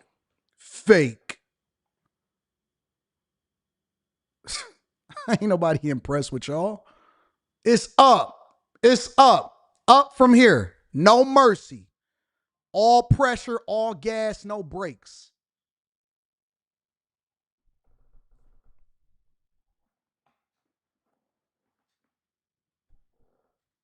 And if you want to, we can go account for account too. We can go brokerage for brokerage, account for account, any last one of y'all. Every last one of y'all. We can go big bank, take little bank. We can go account for account. We can go portfolio for portfolio. We can go real estate property for real estate property. We can do whatever you want. In any capacity, you lose on everything. You lose. Family for family, strong structure for strong structure, understanding of the Bible and the Word of God, political understanding in any capacity, in any arena, you will get washed. Every last one of you. And every last one of y'all better shut the fuck up, because ain't nothing gonna help you. Once you get in there with me, you're gonna look just like Yada did. Everybody talk until they run into the big bad wolf. And then when the wolf set his eyes on you, it's over from there. Ain't nothing you can do about it. In every single arena, I win. Fake ass motherfuckers. I'm sick of y'all niggas complaining. Get your money up. Get your life together. Fix your family. Then come talk to me.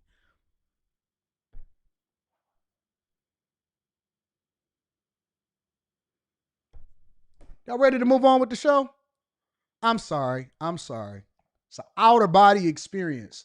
Y'all need to recognize who leading y'all into these destructive environments. Who else y'all gonna follow? Don Lemon? He don't even like women.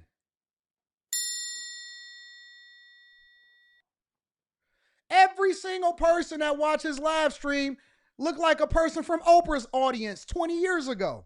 He the new Oprah, the YouTube version.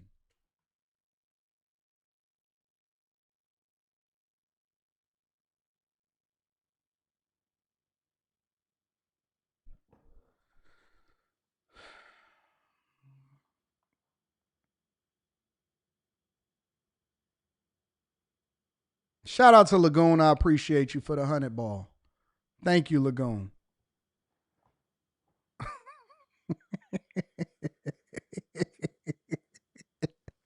I don't like these people, man. I don't like them in real life. I don't like these people, and you following them, bro.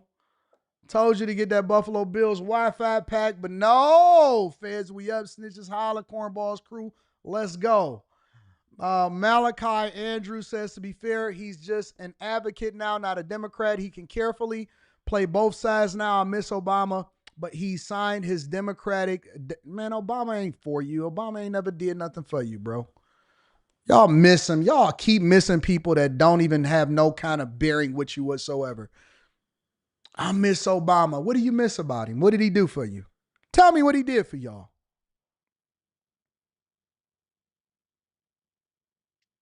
What did Obama do for you? What is it that y'all miss about him?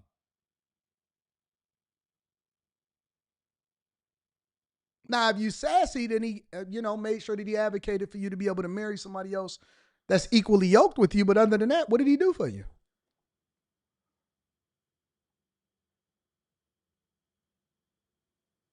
What did he do for you? Why do you love him?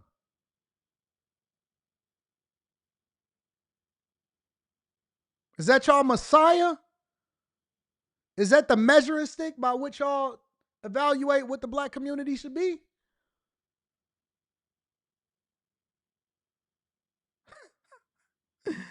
Yeah, we going there now. This is what y'all wanted. Y'all wanted Thanos. Okay, you wanted the villain arc. This is what you get. R3 says, random question, AD. I'm asking for a $50,000 investment to help start the expansion of my company. What return on investment should I offer? What is the company? When will you be able to pay it back? Usually you just want to pay it back with interest. Well, unless you want to give them equity into your company. And then you got to figure out how much equity you want to give them. And that's based off of the valuation of the company. Mr. Joe says, majority of people never heard of Turning Point until Kirk's death. That's a fact. Conservative media is still very niche space. But we taking over, though. Keeping up says, Kamala wasn't even black. Her father is Jamaican of Irish and Indian descent. An Indian woman thought she had a better chance identifying as black than Indian to win. The black people ate it up. She didn't even acknowledge black people until she realized how bad she was losing. Marsha says, agree. Didn't vote for Harris then, wouldn't vote for her now. Black people are attacking and calling me anti-black, turning your black card. There you go. Nobody want that diabetes card. Rashida Howard in the building. What's up, Rashida? Says, have to respectfully disagree. DEI has been demonized by the right. They have changed the meaning. DEI means equally or more qualified, and you can't decline because of race or gender, not higher in spite of, I'm not on the right or the left. Well, maybe we need to have that discussion because I absolutely disagree with how it is that they leverage the term DEI. DEI has been absolutely used to disqualify other people that was qualified to be in positions in order to do it based off of identity politics. And white women benefited the most. Black people didn't even really benefit from DEI. I don't even know why they holding on to it. Listen. Black people were nothing but the poster children of what they thought DEI was. All y'all was the pawns. Y'all was used in order to help them to get to the other side of the board. For whatever reason, you thought y'all holding on to it like Leonardo DiCaprio and Samuel L. Jackson.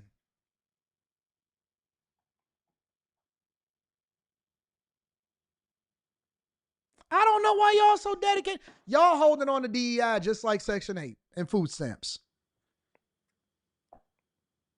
I don't know why y'all keep thinking that they actually did anything for you. They didn't do nothing for you. DEI hurt you. It didn't help you.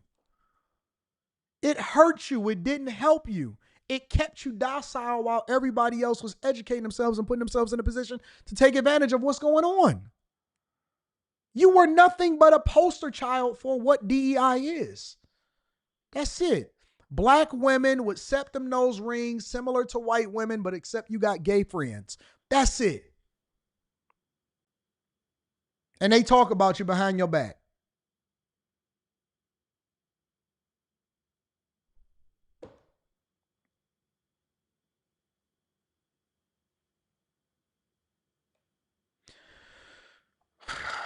Joe Biden said out of his own mouth that the Supreme Court justice was going to be a black woman before he ever even knew who the Supreme Court justice was going to be. Let's add that in there. Chadford Moore says, I just looked at the DEI pilot's efforts. It was targeting flight school investments, pathway programs, etc., but it didn't say lowering the standards. Okay, I got you. I'll go on another rant tomorrow and I'll fix that. Nasty Work says, love when you speak the unfiltered truth. Preach, says Eric OG. What up to Eric OG? What up, my dog? Jason Green says, what happened? Who pissed? Ain't nobody pissed me off. This is real. This is real. Talk that talk, AD. I'm so tired of these losers and their loser mentality that look at me and then got the nerve to talk down on people that's out here getting to it while expecting a handout. You can't talk down on me. You got to talk up on me because you're looking up. Chris Cunningham says, F these people, AD, and they love being dusty. Lil Black Duck 2001 said, funny how they never mentioned Emmanuel K. Sampson. Look him up and see what he did. T, what up, T. Salee? Says, me and my fiance want a coaching call. I sent an email. All right, I got you. I'm starting the coaching calls back in October. I took a little bit of a break. I also have a transportation business, and I'm able to bring cars nationwide to your future shop and even personal vehicle. Oh, you know about my future shop. Okay, all right. Bobby Snap says the right are the same group of people who are yelling freedom of speech when a 36-year-old Shiloh Hendricks called a 5-year-old the hard R. The Gray Way says, I never clipped you before, but I think today is the day, bro. Shout out to the Gray Way. Carrington Love Jr. says it's a shame that the low vibration side of the black community is the only sector that is highlighted. When I pull up in my trucks and real estate, older white men have their mouth open. 392Q says Anton may just be God.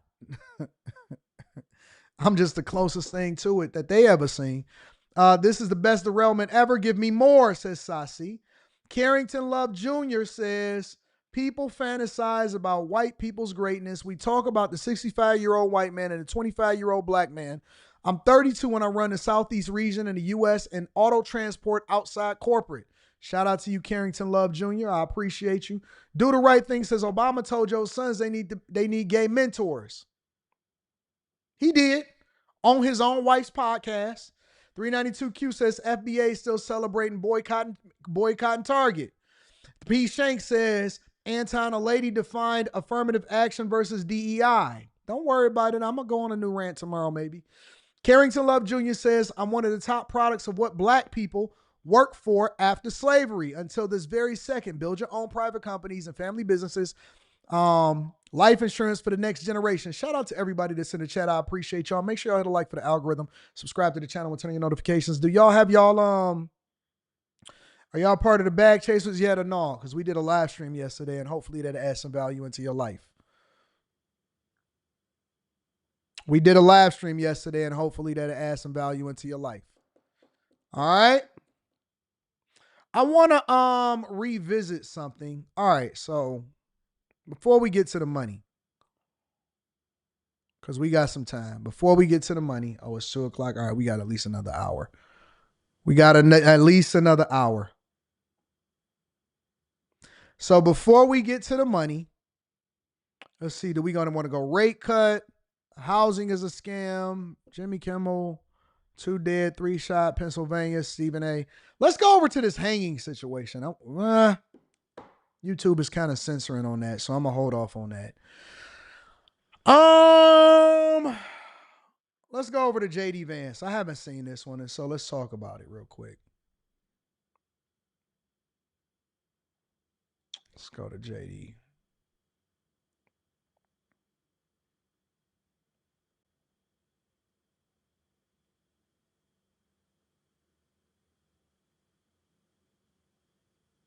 That ain't it.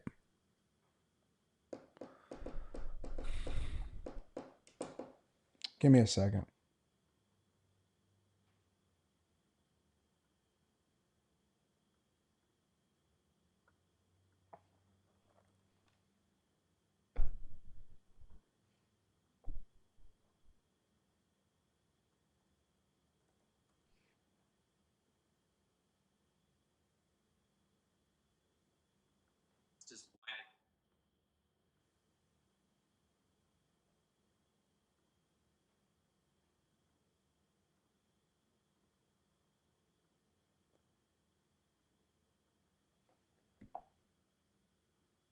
Did Kirk's assassin act alone? How big of a threat is trans terrorism? And why is Barack Obama pointing fingers? Here's part 2 of my exclusive with Vice President J.D. Vance. The FBI is now looking into as many as 20 or more other people who may have corresponded with this assassin beforehand. If y'all want to get the update on the 2 men that was caught hanged, you can go over to the Anton Daniels channel. I recently dropped a recent video on that, and you can deep dive into it. There may have been foreknowledge of the shooting. If there are co-conspirators here, what kind of threat level are we talking about? Well, we don't know, Jesse, and that's why I've been so proud of Cash and the way that he's handled this investigation, because he's cast as wide a net as humanly possible. And the FBI really is looking at everything. By the way, there's a lot of weird stuff out there. For example, the CEO of Discord, or one of the leaders of Discord, said that there were no Discord chats that involved this guy. Now we know that there were Discord chats that involved this guy. So we need to look at everything. We need to leave no stone unturned. My own attitude to this, and people will send me stuff, Jesse, from the deepest, darkest corners of the internet. Some of it sounds pretty crazy, but I'll send it to Cash and I'll talk to my team, because I want us to leave no stone unturned. It's the only way to honor Charlie, is to get to the bottom of exactly how this person was radicalized and who else was involved in it. Now, we could find out that this person was radicalized and it was terrible and there were a lot of very evil people in his life, but they didn't have foreknowledge. Right. We may find out that there were many, many people who were involved in helping this guy pull off the shooting. We just have to get to the bottom of it. That's what justice demands. That's what being a good friend to Charlie demands. The militant transgender movement, is that a domestic terrorist threat? If you are encouraging Let me ask that question again. movement, that's what being a good friend to Charlie demands. the militant transgender movement, is that a domestic terrorist threat? If you are encouraging people to commit acts of violence against the United States government or against your fellow Americans, absolutely, you're involved in a terrorist movement. I don't know enough about that particular organization, but what you increasingly see, Jesse, is you see people in the trans community and other members of the far left who are saying they are so threatened by negative rhetoric that they must take arms and attack people. If your movement is telling you to commit acts of violence against people for speaking words that you don't like, number one, you're evil. And number two, you are engaged in a terrorist movement. And I'm very glad that J.D. Vance is calling it exactly how he called it. We didn't see Kamala Harris at all until it was time for her to go to Ghana and advocate for alphabet community involvement in African countries. And when we heard all of her staffers were complaining about the fact that they didn't like to work with her, we didn't see Kamala Harris at all during the Biden administration. For some reason, she was just hiding out, hanging out in the White House. Maybe she was in a rose garden. I don't know. But J.D. Vance is probably the most visible vice president that I've ever seen in my entire life, in my lifetime. And he's 100% right. Any movement that is advocating for somebody to take somebody's life or to commit violence against other people because of something that they said is an evil movement. You are an evil person. You're not advocating for people to defend themselves. You're advocating for violence to be taken against other people. And off of what? Because you don't like what they said? So what? And that's part of what we have to root out in the White House. And this is Malachi says Mike Pence wasn't any better. That's a fact. That's a fact. I didn't even know what Mike Pence sounded like for a long time.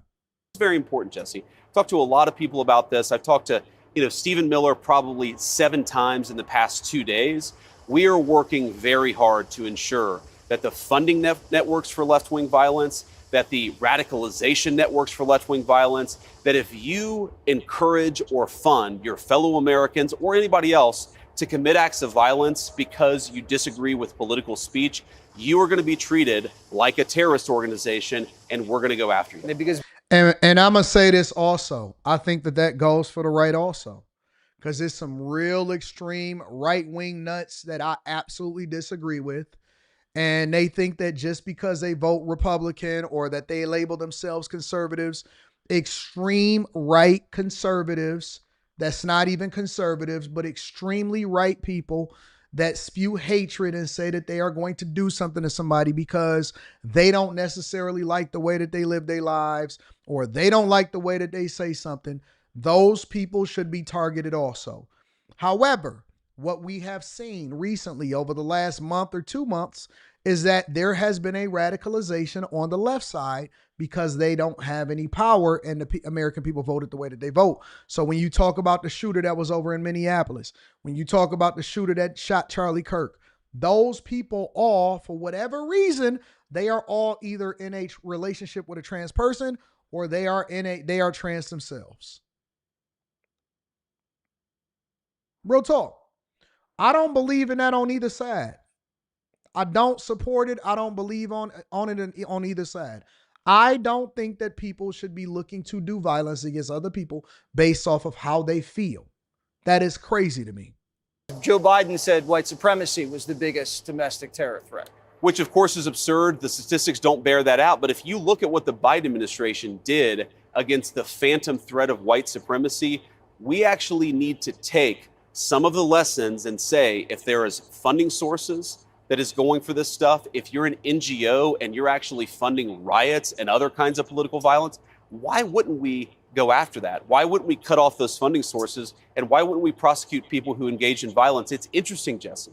The people who are saying this is Gestapo stuff, they're calling us Nazis for saying that if you're funding or supporting left-wing violence, you ought to pay consequences for it. It really makes you think that the left has not done any of the soul searching it has to do to actually deal with political violence in this country. Jasmine Crockett says, yeah, she calls people Hitler, but it doesn't mean she's responsible for any violence that happens. Well, I'd ask Jasmine Crockett, what is it that you want people to do when you call them Nazis? What is it that you want them to do when you call them fascists? What is the proper response? I would say that Jasmine Crockett incited a lot of people going to jail, if you're asking me my personal opinion. It's a lot of these politicians that's actually responsible for you being a booty goon now. For you being a pillow biter. Remember those Tesla incidents where they were burning up Tesla dealerships or whatever? Remember the rhetoric that was being spewed by politicians? Guess what? They not even going to try to advocate to get you out of jail. They not trying to help you. They not trying to talk to the governor to pardon you. They not pulling those strings for you. A lot of y'all just got arrested. You were charged with domestic terrorism. And now the world can't hear you because you're screaming inside of the prison yard. That's just, listen, y'all better be careful because now we don't know nothing about you. We don't even remember your name. You're gone. You're gone. And they just continue on with their own political career and just running it up and using you. It's just the facts. When you at least Trump is on a pardon and they don't give him any visibility at it whatsoever. Any visibility about it whatsoever. I should release that interview that I did when Charleston White was here. And we had somebody else here and we did an interview about him. And he had just recently got released by Trump because the pardons are actually suggested he's a black guy and he was facing football numbers. And he recently got released by Trump and he was talking about all of the good work that he was able to do now and how he's been able to be successful as a result of it. He has pardoned so many, gave clemency and pardons to so many black people. And y'all sit there and talk the worst about him. Y'all talk the worst about him. You say that Donald Trump and J.D. Vance and Charlie Kirk are threatening your safety. What do you expect people to do? This rhetoric is completely out of control, and it's part of this entire network of violence that exists on the far left. You dehumanize your political opponents. You fund paid activists to go and harass them and terrorize them. We've had a White House senior staffer just in the past week who has had actual representatives of the Democratic Party going around passing leaflets trying to get his neighbors to harass him and showing people where he lives, where his wife lives, where his young family lives. If that's not political violence, if that's not political harassment, I don't know what the term means. Barack Obama says your White House is dividing the country and you're exploiting Kirk's death to attack Democrats. We're not exploiting Charlie Kirk's death to do anything except for achieve justice. And I think if Barack Obama, I haven't seen that comment, Jesse, but if he said that, that's absolutely disgusting. What we're trying to do is understand how young people are getting radicalized and who is funding all of these efforts at radicalization. We saw this in the summer of 2020. Now, thank God that wasn't primarily, actually over 20 people died in the riots in the summer of 2020. That is political terrorism, but it's not just the people. Even in here, right? Because, you know, I like to interact with the chat and I like to go back and forth with the chat and I like to highlight some of y'all comments and address it or whatever. Even in here, have y'all noticed that the people with the most extreme things to say, they have no profile picture? Or if they have a profile picture, it's of somebody that's not them? Have y'all noticed that? Like, the left is weird, bro. They are some weirdos. At least when somebody disagrees with me on the right, but on the right or even sometimes when they just reasonable and they just look at things objectively, they always have a regular profile picture of themselves or a regular name. Always. Every time that I see somebody that says something crazy, they always hiding. Always hiding. That's a pillow biter. That's what pillow biters do. People who are killing the cops. It's not just the people who are engaging in throwing the Molotov cocktails and in the riots. Where was the money coming from?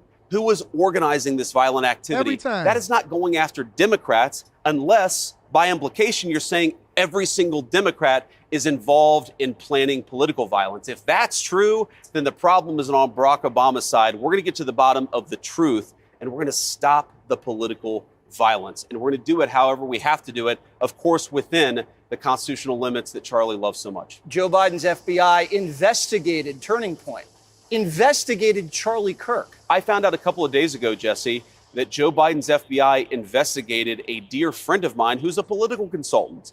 They were sicking law enforcement after their political opponents every single day. It's an open secret at this point. We're talking about having law enforcement go after the people who engage in and fund literal violence, and they're saying somehow that's beyond the pale, even though we know Joe Biden's FBI was investigating Charlie Kirk. Maybe they should have been investigating the networks. Did they really investigate Charlie Kirk? Did Joe Biden's FBI investigate Charlie Kirk? Did Joe Biden even know? Did Joe Biden know about this? That motivated, inspired, and maybe even funded Charlie Kirk's murder. If they had, Charlie Kirk might be alive today. I'm glad we have transparency. We need transparency on this trial. Do you support putting cameras in the courtroom so we can see this assassin face justice? You know, I've never thought of that, Jesse, but sure, I support transparency in all ways. I think having the trial, you know, recorded, having it on TV, that strikes me as a good idea. But the most important thing I think that we can do as a government, aside from recording and actually televising the trial, is we just have to be honest with people about what we're finding. And we're really trying to do that. Look, investigations are complicated and difficult. There's a fog of war where a lot of information comes in. We're trying to screen it. I've told this to Cash. I've told this to our Department of Justice. The most important thing that we can do is just be honest about what we're finding, how we're finding it, when we're finding it, because I think that transparency is going to give people the faith that we're doing this the right way. Well, I'd like to thank you for joining us. I know. Shout out to JD Vance. He said he's going to go after extremists and anybody, because we don't want to see nobody else die. That's really what it comes down to. We don't want to see anybody else pass away because of how you feel and whether or not you see things differently. People are willing to crash out. And for me, that is a crisis. For me, that's a crisis.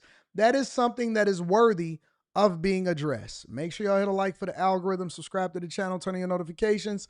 Let me read a few super chats and then we're going to move over into the rate cut yesterday. All right. Let me see what we got going over here.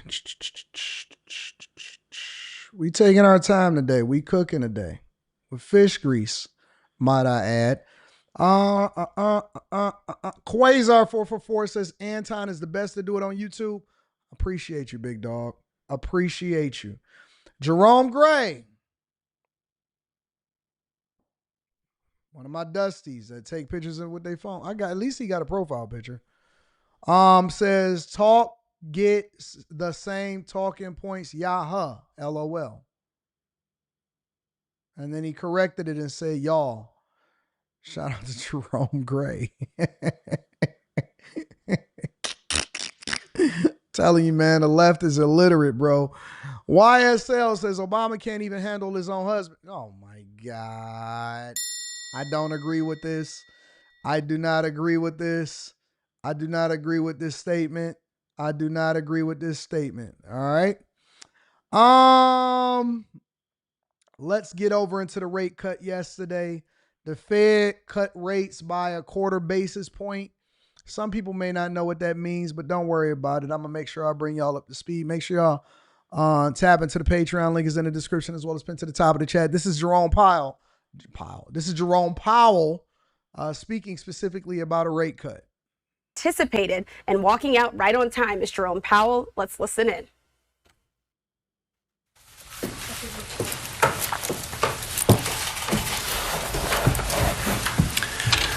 Good afternoon. My colleagues and I remain squarely focused on achieving our dual mandate goals of maximum employment and stable prices for the benefit of the American people. While the unemployment rate remains low, it has edged up.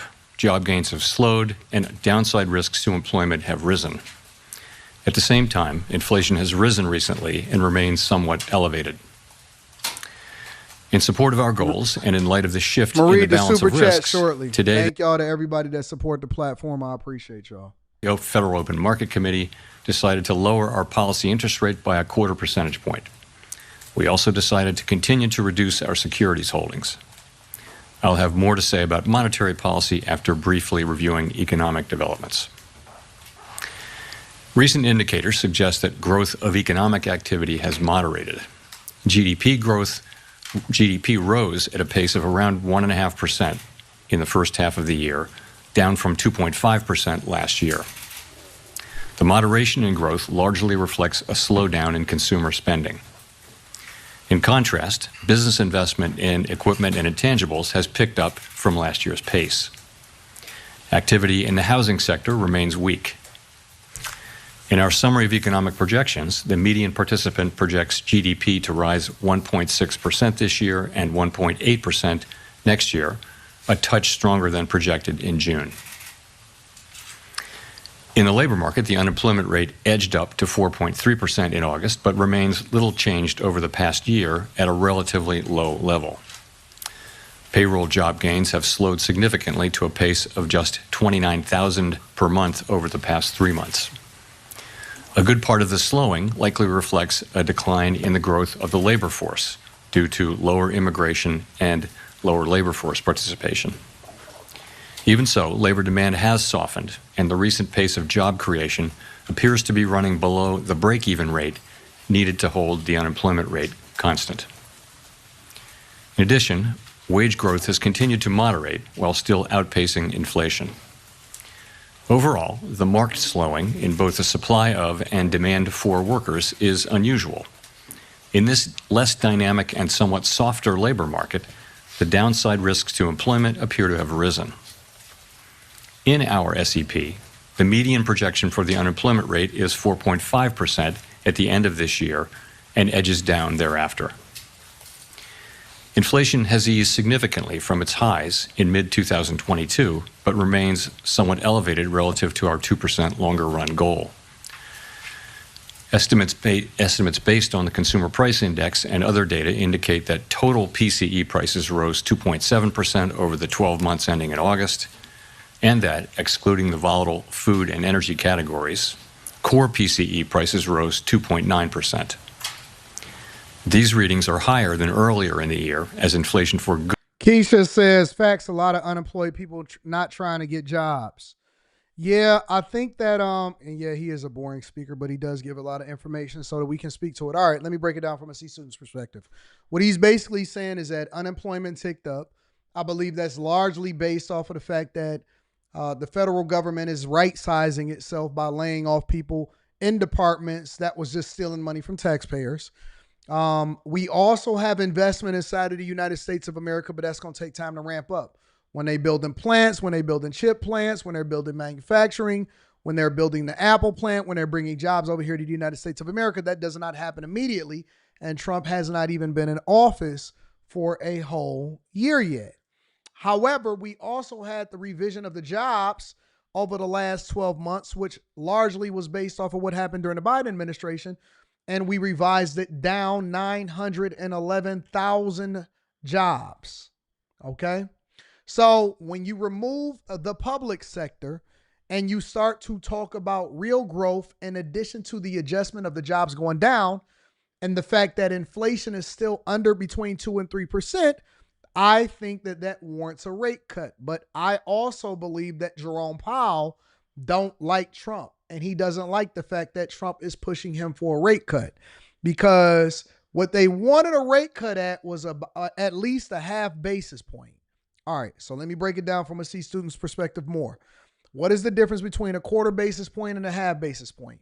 So a quarter basis point is 0.25%. A half basis point is 0.5. So a half of a percent versus a quarter of a percent, right? So they cut interest rates.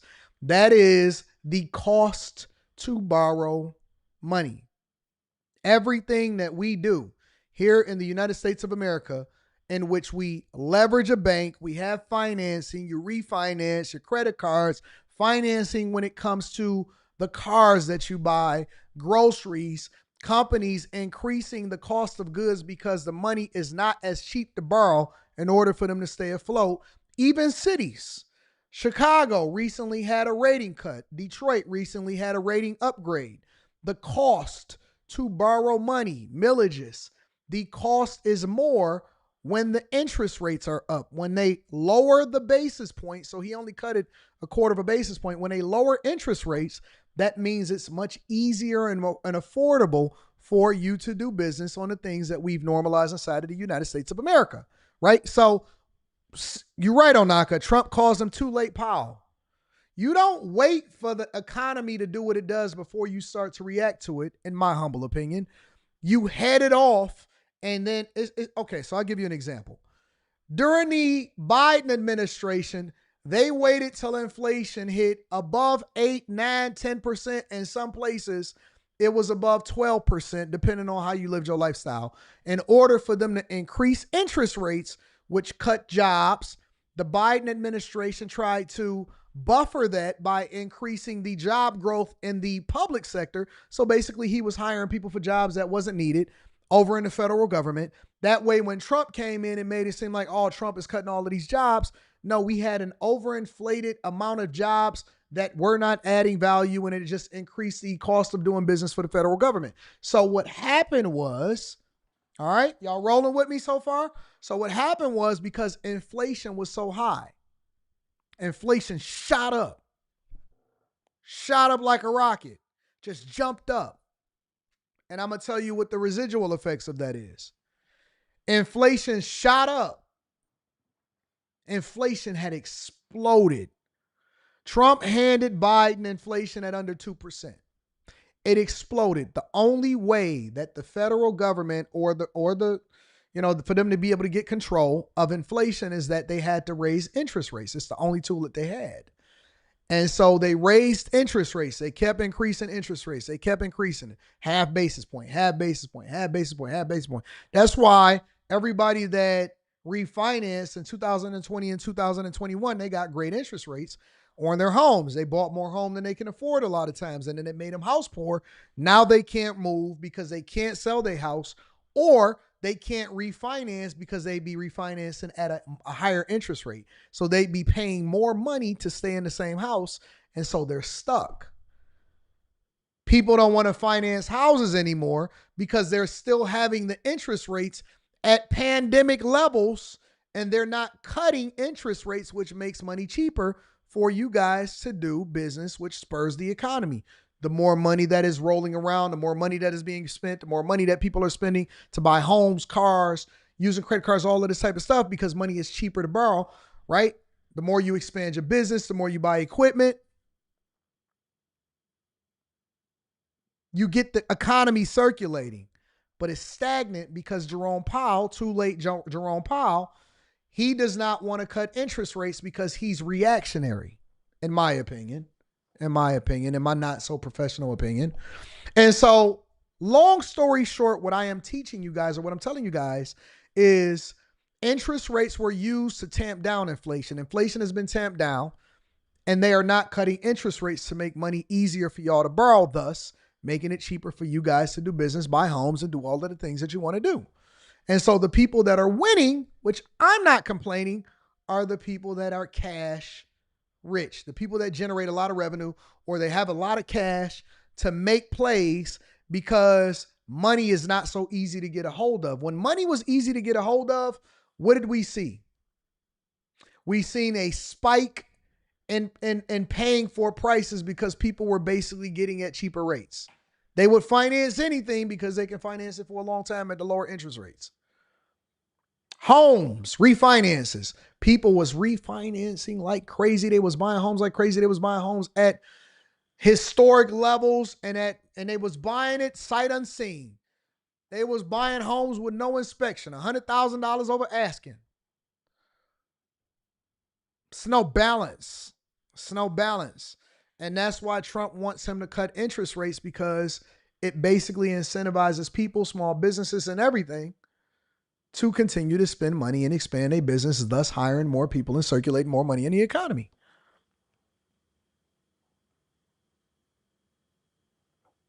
If you are cash flush, or you're liquid, you able to make some plays. This is your time. It's been our time for a long time. You able to make some plays. You can buy some land. You can get stuff at a super deep discount. You can expand your businesses. You can really capitalize. If you are able to make some moves and invest, you are winning right now. And then you basically preparing yourself for when hopefully interest rates go down and money start moving, and then you can really capitalize off of the sales. Goods has picked up. Let me, he a little boring. We're going to go over to CNBC and see what they have to say about interest rates, because the stock market actually reacted positively to it over the last couple of days. Let's go around the table, talk about sort of put, policy to action. Tim, your take on the Fed today. It was a hawkish cut. There was no drama. In fact, that's what we wanted. It's what the market wanted. It's what the institution of the Federal Reserve wanted. I disagree with you, Darren. You said Jerome was trying to be proactive, which wasn't his job. I don't think he was trying to be proactive. I think that he's always been reactive. But trying to be proactive, hold on, I'm sorry. I missed you. He was trying to be proactive, which wasn't his job. He was supposed to adjust based off of current data, not what he thought was going to happen. No, listen, Darren, you're wrong. You're wrong. Everything is based off of forecast. Every single company in the world. Do you know why we have analysts? I'm not talking to you, Darren, in particular, but I'm just going to make a point. Do you know why we have analysts? Analysts are there to predict what is going to happen. And so when you see a company and they do their quarterly report and they say, hey, listen, this is the results of what we have, they're measuring that against what they anticipated happening. So every single company and every single analyst has a forecast of what they believe that the companies are going to do based off of what? They compare it to the past. They compare it to what their current data is telling you, and they're trying to predict the future so that they can then prepare themselves to either capitalize off of what's going on in the economy or adjust so that they can survive. The Fed is no different. The federal government is no different. Their job is to anticipate what is coming and also plan for the future so that they can create the best environment for you to thrive as a citizen of the United States of America. His job is to measure the data based off of historical references, pay attention to what is currently going on, and try to predict what is going to happen, not react to it. Once you react to it, it's too late. It's too late.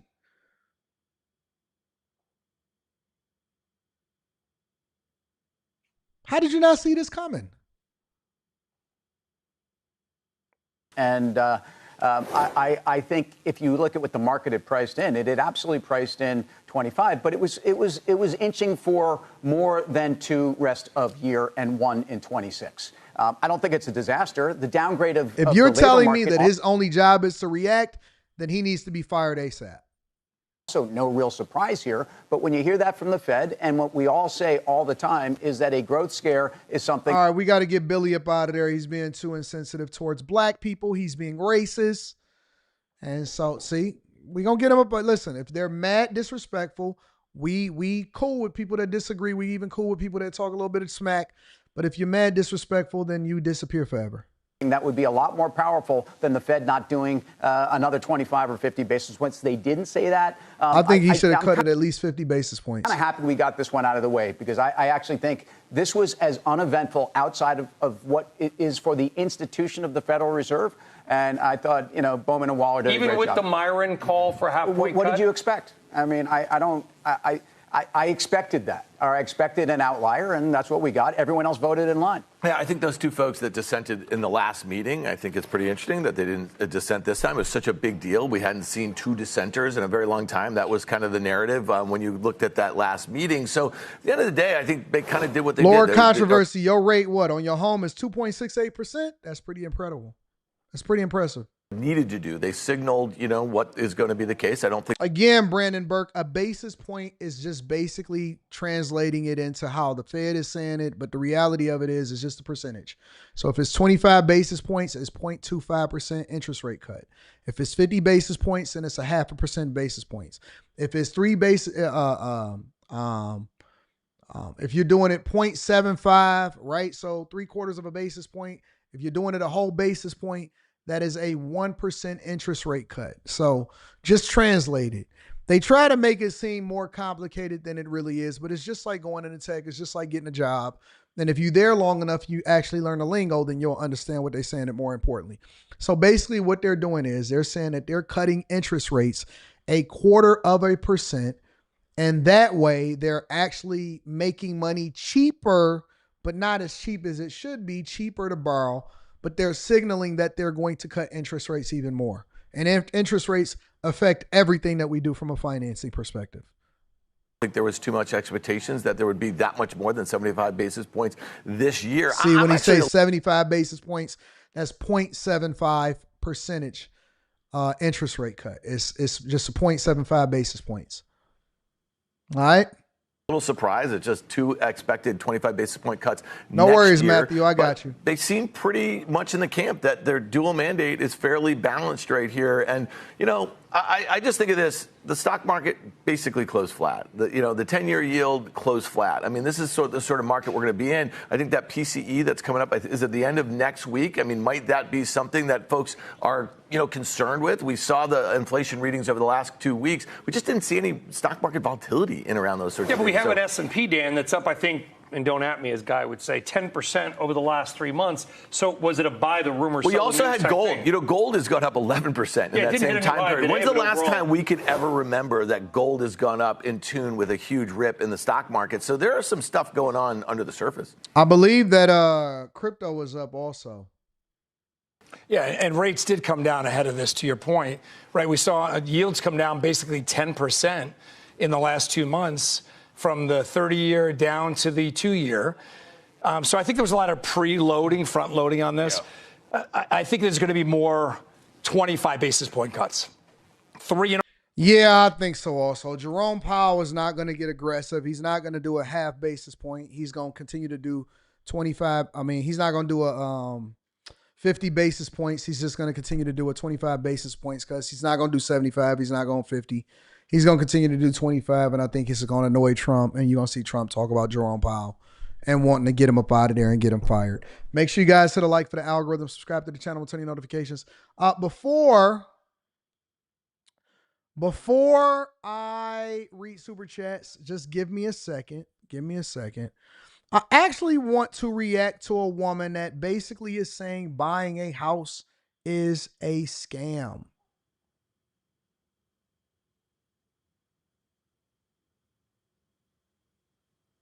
She says buying a house is a scam.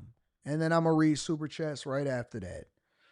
I did not look at this video yet. I seen the first couple minutes, but I said I wanted to react to it. And I guess that she actually refinanced her house.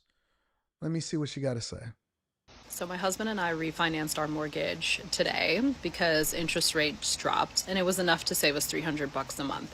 However, I have in my hands the amortization schedule, which is how long it's going to take us to pay off said mortgage and how much would go towards principal and interest each month.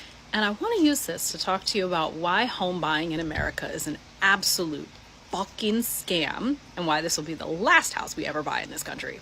So just really quick facts, is a standard 30-year mortgage. It's a VA loan, so I didn't have to put anything down in order to refinance, and I don't have to pay any mortgage insurance, which is what normal people have to pay when they don't put 20% down.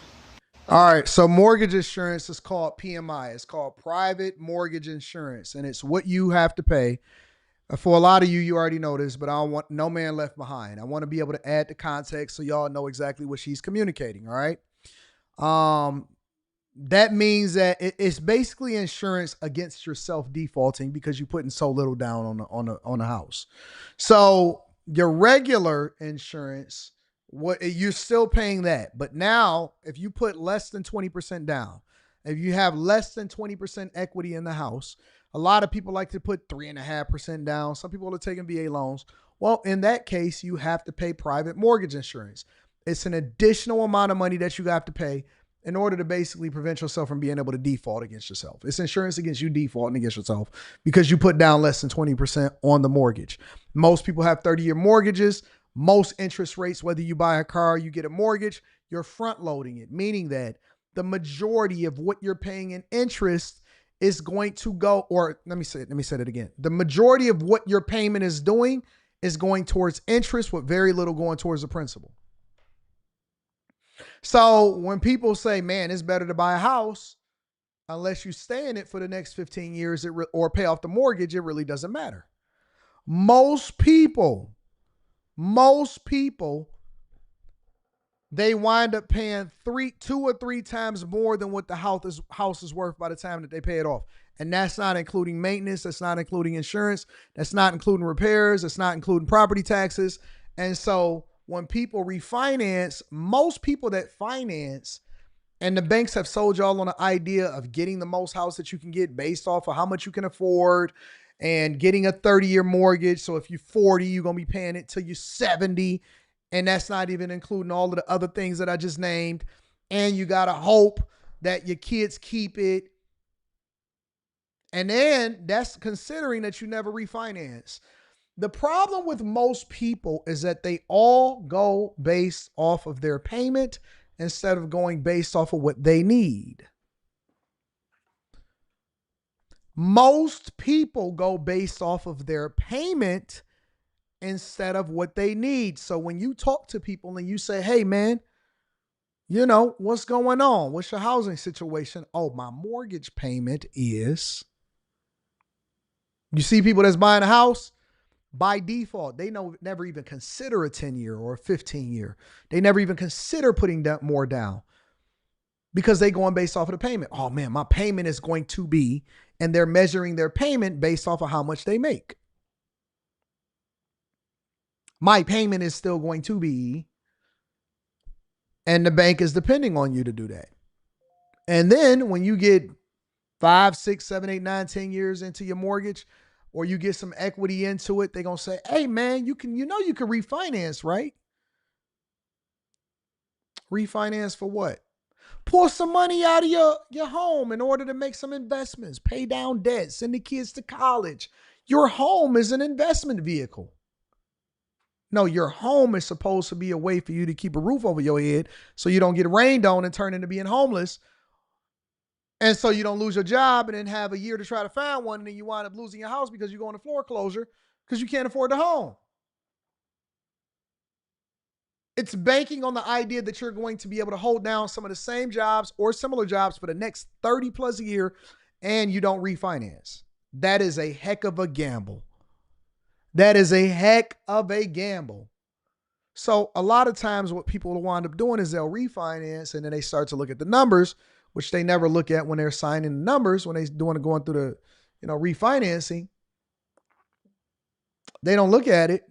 And so if you actually looked at the numbers or you looked at your statements, you realize, man, I only got this much going to the principal to paying down the actual amount that the house that's owed on the house, and I'm giving all of my money over to interest. But everybody is in on a scam. Titling companies, mortgage companies are gonna sell your mortgage. Let her cook. I'm sorry. I'm up here giving too much, trying to break it down for you. Because we didn't put anything down, I went from owing $784,000 on my. All right, I got a question. Why are y'all financing homes for 780? Why are y'all buying $1 million homes?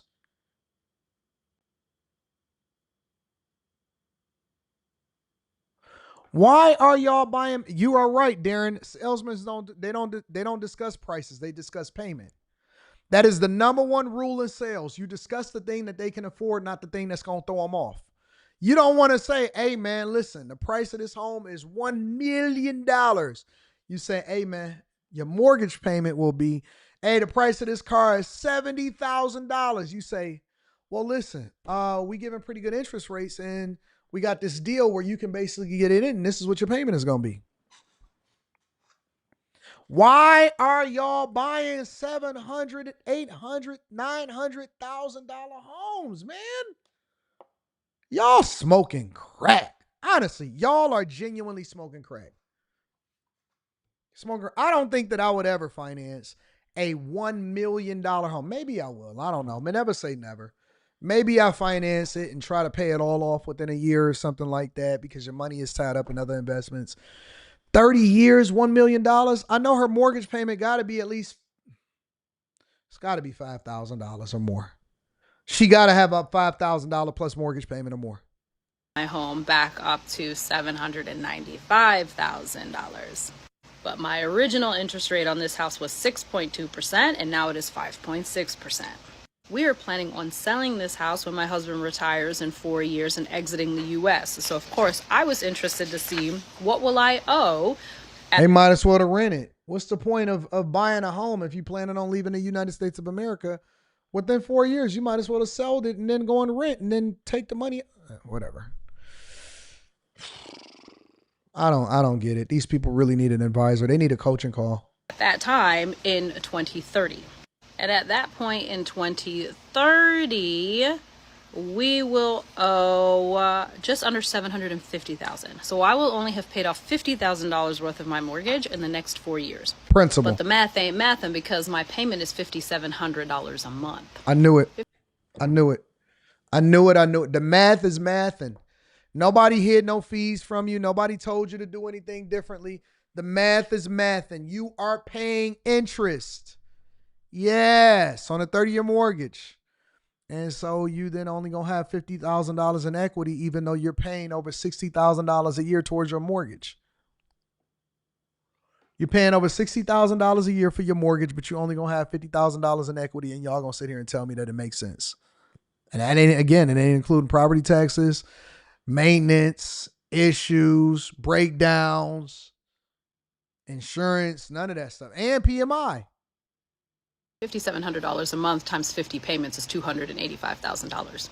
And if you look at the schedule, it tells you, oh yeah, you're financing $795,000. But if you kept this interest rate over 30 years, you're actually going to end up paying $1.6 million.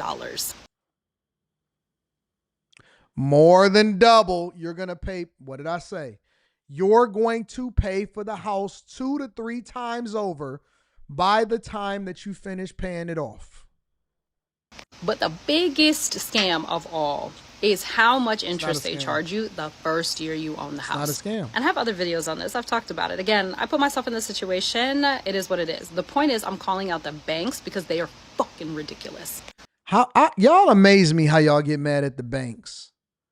That's something that you sign up for. Y'all sit there and promote it to each other every day. Why you rent? Well, you need to be buying. Y'all promote more than anybody in the world, but then you get mad at the banks and say it's a scam. It's not a scam. They didn't scam you. You know exactly. Look at all of the paperwork. They're giving you the documentation to show you what you're going to pay. It lists it by law. It lists it. Hey, this is what you're going to wind up paying. At the end of all of this, are you sure that you want to sign this? You sure you want it? You sure? Are you positive that you want to sign it? Initial here, sign here. You sure you want to do it? Oh, now he's scamming you. Okay. First of all, when you come to closing, we bought $7,000 to closing. They make you pay $3,500 in upfront interest. So not only are your first 12 payments horrendously just put towards interest, but then you have to bring extra money to closing just to pay interest upfront. Now, I will say this, our principal and interest amount is $4,500, and it's our taxes that are additional $1,000, which is how we get to that $5,700 number. Our first payment is 11/1 coming up, right? $4,500 payment, only $849 of that goes to principal. And every month after that, only $4 extra of your payments goes towards principal.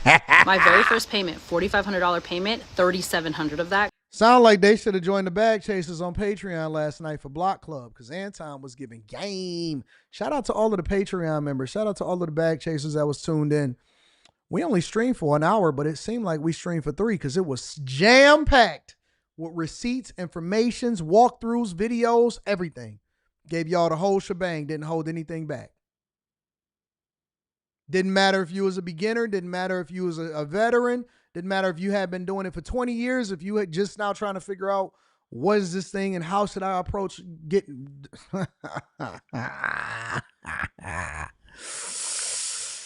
Woo! Woo! Goes to interest. So even though over the next 12 months, I'm going to make roughly $54,000 in principal and interest payments, not including taxes, according to the amortization schedule, I won't even have paid down the mortgage a total of $10,000. And not for nothing. Again, remember, I was down to about $784,000 before I decided to refinance to save money. But 12 months from now, I'm going to owe the exact same amount of money on this house as I did yesterday before I refinanced. And so that just goes to say that refinancing is also a fucking scam. Because you claim that you're saving me money, but in the end, you always gonna get your money back. And while I get to cash out my escrow account from my previous mortgage and I don't have to pay my mortgage in all of October and you're handing me $14,000, you're literally just framing it like you're paying me in girl math, but in reality, I'm spending way more money with the bank. And because we want to sell the home in 4 years, it literally doesn't make sense for us to refinance again because even if we did with an even lower interest rate, we wouldn't be able to recoup that because most of that first years of payments would go directly to interest. So the only thing that we can hope for now is that when we get our mortgage down $50,000 down to $747, shout out to you, hope little that city. We can sell our home That's for dope. maybe $850, maybe, and hope we can. That doesn't even include realtor fees and things like that. Maybe we'll be able to sell our home and leave the U.S. with $50,000 in our pocket. It is not worth it. Home buy. Yeah, she's not gonna be able to do it because you got to pay real estate fees, which that's about 6%, 3 to 6%. That's gonna eat up the majority of that. So dumb. Buying in this country is an absolute scam. And I hate that the only other options are rent from someone who's paying a mortgage to the same bank or be homeless. Yeah, there's other options, but they not bag chasers. And if they was bag chasers, they would be able to do it. But it's not a scam. You just got to be careful what you sign up for.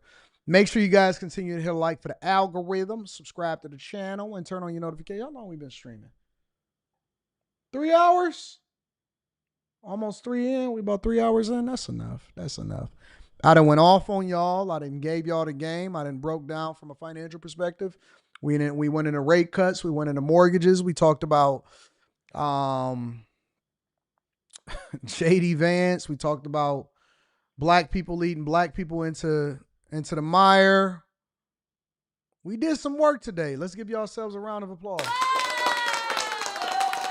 We did work today. All right. Let me read these super chats. Make sure y'all tap in the after hours tonight, y'all, to be able to see if Carrie. All right, what's the over-under on Carrie being on time tonight, y'all?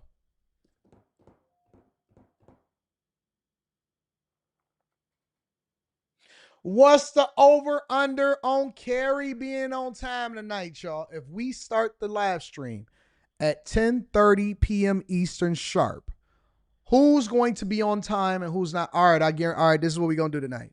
We're going to switch it up. I am starting it at 10:30 Eastern PM, and I don't care if who was on. No matter what, I am going to start the live stream at 10:30 Eastern PM. No matter what. And then y'all could just see them trickle in if they not on time.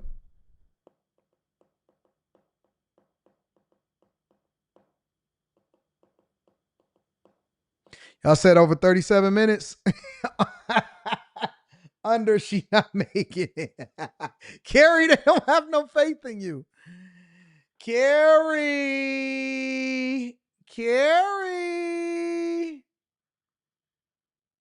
This iOS update is sick. I like it. Carrie.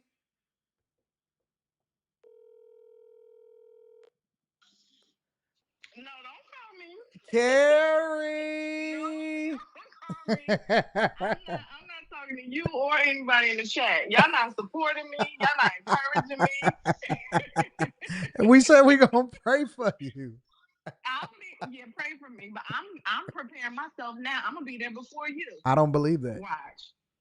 I'll show you. Watch. All right, I tell you what, Carrie. I want you to take a screenshot and show everybody. Carrie, if you're there on time, I will put an extra $100 in your paycheck. See, I appreciate that and count it, but I was gonna be on time anyway. We'll see. Now I know I'm gonna get an extra. Now I'm gonna get an extra 100. Carrie, you gonna fumble that 100. You're gonna fumble that 100. You gonna fumble that 100. Oh yeah. I'm getting ready now. You trying to hold me up so that I'll be late. I'm getting ready right now. If Carrie gonna lose that 100, yeah. All right, I'll see you tonight.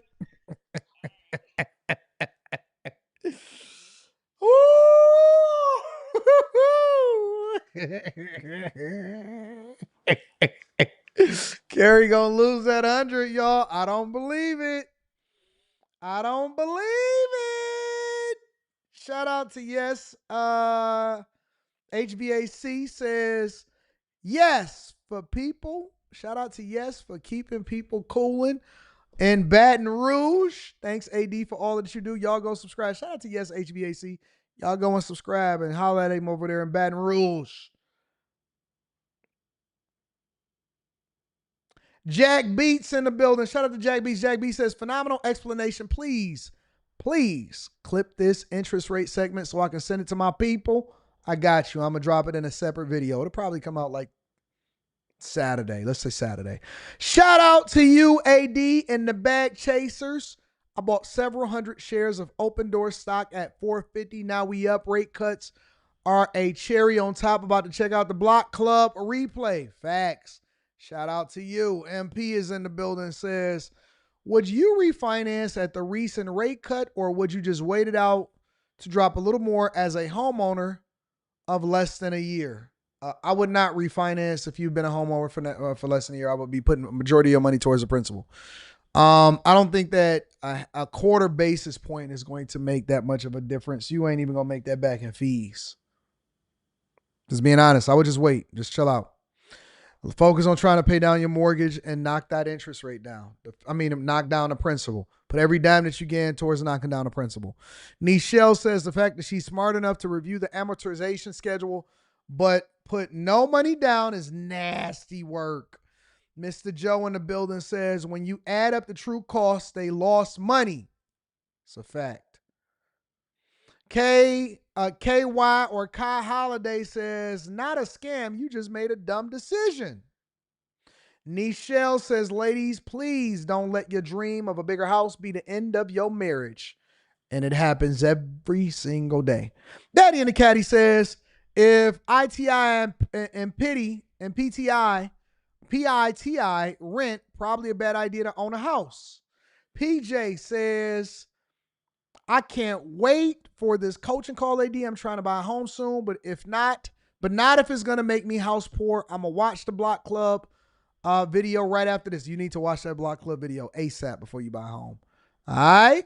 Daddy in the Caddy says 100% on carry, 100% carry on time, CP time, that is. See, Carrie, they ain't got no confidence in you. Shout out to Love Curly Hair from Cuba. Thank you, AD. Great time. Yeah, it was a great show today. Tamara, shout out to Tamara, says respectfully, it always starts a bit before 11 p.m. That's because I be holding off for more people to get in before I decide to start the live stream, but I'm going to start it on time tonight. Well, Wyatt B, 850C, I've been trying to give you that wealth. Shout out to Tanisha Wilson for listening. Shout out to Tanisha. Nisha, are you with me? Shout out to Tanisha Wilson for listening today. We love you, Tanisha. What up, Nisha?